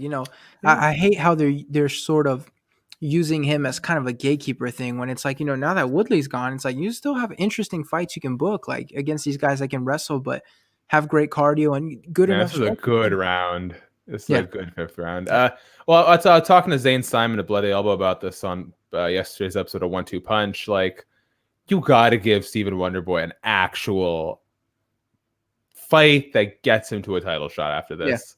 Yeah. Like, he beat Vicente Luque. He beat, he's about to beat Geoff Neal, it seems. And let's be honest, he won that Darren Till fight on most people's scorecards. Home cooking, but yeah. You can't do this to him anymore. Like, he needs a genuine chance fight for a title. Yeah. 100%. Anthony Pettis loss, setback, understandable, but otherwise. Yeah, that fight really did ruin it, because then it was kind of like, okay, we're going to make him a gatekeeper. But it's like, he wasn't getting starched during the fight, but... No, he was dominating that fight. Exactly. That's like, why are you acting like Anthony Pettis dominated him and then decided how he was going to get the finish? Like, no, it was... I like this matchmaking, though, because it you hope it propels one person, right? This is what I'm talking about. Like, this is good matchmaking because something meaningful is on the line for both guys. For Geoff Neal, it's being considered a legitimate top guy. For Stephen Wonderboy Thompson, hopefully this puts him one fight away from a title shot, right? I think it changes your meaning of who Wonderboy is. He goes from gatekeeper to title contender. I'm seeing people are saying that Wonderboy has a compromised leg. Did you notice anything like that? No, but we're also talking this whole time, so that's fair. We're not studying like we should, but because I did notice they were zooming in on his legs, and I was kind of like, is there something with his legs? But yeah, they're saying like he's got a compromised leg out there. And look at these guys; they're both busted up. They're tired. They're in pain. I love the sportsmanship. Yeah. Last minute, let's see if it gets even crazier. I hope so, man. But this is Wonderboy's starting to commit, and thus far for me, this is a clean sweep for Wonderboy Thompson. Yeah. Brandon Fitzgerald just said, "I don't know what Geoff Neal ate for pre-meal, but he's burped like 4 times." How do you even notice that? Well, I guess you'd hear it in the empty arena. Yeah. You guys remember Clay Guida's enormous burp in his corner? Have you ever seen that video? Yeah. That was fascinating. I knew a very pretty girl in the 8th grade named Emily who burped like that. That's disgusting. She was like beautiful girl, long blonde hair, very nice, like something out of like a Disney fairy tale, but burped like a trucker. It was fascinating. Shout out to Emily. All right, and that's game. That was a good 25 minutes. Stephen Wonderboy Thompson 5-0 as far 5 rounds to nothing as far as I'm concerned. Yep, I agree with that. I know some people had the 10-8. I'm not sure about that, but yeah, it should be a clean sweep. I mean, I think I can go ahead and make that graphic. Yeah, I wouldn't be too worried about that. Yeah, I feel like Geoff Neal would have needed like a guy in between Wonderboy. 'Cause, jumping from Mike Perry, taking over a year off, fighting Wonderboy, it's like that's a tough one. And he probably still would have lost, but I do feel like it was a big jump to take just like that. Careful, I might text him a clip of you saying that. No, but just ruin what good relationships you have left in the sport. No, but we did say that. I did say, like, isn't it kind of a big jump like that, going from Mike Perry to Wonderboy? And he was like, yeah, but these guys, they think like, yeah, it's a big jump, but I'm ready for it. Okay, those were good fights, all things considered. But bro, did I need to see a finish? Like, that was such a long event. Yeah. It started. It was an hour and 15 between when the card started and when the main event ended. This is a card, like, on paper, 6 hours 15. Sorry, it was fun and everything, but it's not going to be remembered that much. You know what I mean? It's especially coming off last week. Oh yeah, for sure. Like, this is the kind of card that it's going to be like, oh yeah, that's right, we had that card, but it's not going to be, it's going to be forgotten very quickly by Monday. You know what though? This is the card this is the card I needed to remind me that I need a 3-week break. Yeah, I miss when they used to do the big pay-per-view like that right before New Year's, but I imagine they usually do, right? So like they did last year, UFC 245. Didn't do it last year, and they're not doing it this year. So was last year not UFC 245? Was that not the final card of the year? I don't remember off the top of my head, but I know they didn't do a New Year's one. I think the last New Year's one they did was Gustafsson Jones too. Right. Oh yeah, so they had UFC 245 on December 14th. Yeah, 14th, but not so that's not close enough for you. All right. No, because the thing is, when I was in France, like when I got back to America for my 2-week winter break, it was like, I get to finally watch a UFC card at a reasonable time, and it was usually the end of year pay-per-view. So when they stopped doing that, it was kind of like, damn, I come back and I don't even get a card at a reasonable time. Yep, Steven. And then Steven's gonna uplift you too. Is you could have beat my ass, Geoff. That was a great fight. You're a really great guy. It's like stop being so nice. Oh, some dumbass just tweeted, "This is the long ass card. I need to remind me how excited I am for a 3-week break." Some of these people, bro, they tweet, you know who that dumbass wins. They don't even think. It's like, seriously, that's the kind of thing you want to put on. People are asking who won. Sorry, people are already trying to like throw them off the scent. Stephen Wonderboy won. I think it was 50-45, but I didn't hear. A clean sweep of 50-45s for Stephen Thompson, which for me was the right scorecard. I agree. She wanted to be a judge snob, like, well, technically we could have gotten a 10-8. It's like, get out of here. 10-9. Did you submit your scores this week to MMA Decisions? Who, me? MMA Decision, man. They don't consider me like a legit person. Are you sure? I didn't think they would have get like I literally just DM. I just tweeted at them with my score and they put it on there. Oh, did they? Yeah. Well, I guess at the same time, you're like managing editor at Fightful MMA, so they see you as like a legit person. Lucas, it's like the guy who thinks. I mean, you could try. You could try. Just add him. Nah. Add him. Put MMA News in there. See what happens. I reached out to them years ago, and they're like, "No, we're not taking any new media members." So I was like, "All right, fuck it. Like, I'm not gonna worry about it." But when I'm working at ESPN, I have my own studio show and everything. Like, we'll revisit this conversation. We'll talk about it. Come back, Lucas. We want to come on the podcast. It's like, remember when you didn't have room for anybody else? Yeah, I remember. Oh yeah, that's right. Somebody said the last card of the year was Edgar versus Chan Sung Jung. Isn't that the worst? Like, I show up, I get to have one card, and it's the card that would have been at a great, France time rather than US time. It was like the biggest fuck you, Lucas. Like, nah, you thought you're gonna have a reasonable card. No, sir. All right, I think with that, we can wrap up this stream. I'm very tired. I gotta get to the bonuses and stuff. Guys, head over to FightfulMMA.com for all your post-fight coverage. We will have the link to the UFC Vegas 17 post-fight press conference. We'll have live tweets going on. They'll be embedded in there as well as on at Fightful MMA. So if you're not interested in watching the press conference from start to finish, don't worry. I'm here to alleviate you of those duties, but you'll get little tweets about, what craziness did Dana say or any new matches announced, who called out who. We'll have that all there for you. Plus, highlight articles with videos from the main event, the main card, the prelims, all that there. Lucas Grandsire, my man, thank you for joining me. Where can people find you? Twitter, Instagram at Grandsire MMA. Don't add me on Facebook. There's no point. I don't post any MMA stuff, so I'm a boring old man there. And YouTube, Lucas Grandsire. I've got the podcast. I do interviews, stuff like that. So please subscribe, like all that good stuff. It'd be really much appreciated. Yes, sir. Shout out to Kevin Yu, says 3-week break and a banger of a card, Holloway versus Cater. I hope you all get 3-week break. I hope you all get a 3-week break and some banging in that time. Hit subscribe, tap the notification bell. You know what? If Fightful Pro Wrestling is going to lean into the sex stuff, we might as well too. Let's go. Appreciate you guys all checking out the live chat. Thank you for the super chat donations. Till next time, we'll see you. I'm sure we'll do another watch along for Holloway versus Cater. Enjoy the 3-week break. Enjoy some time with your loved ones if you can. If you can't because of the pandemic, I'm wishing you the best. Stay safe. Have a nice holiday, whatever you celebrate. We'll see you in the new year for another watch along, and we'll still have new content for you every week at Fightful MMA. Peace out.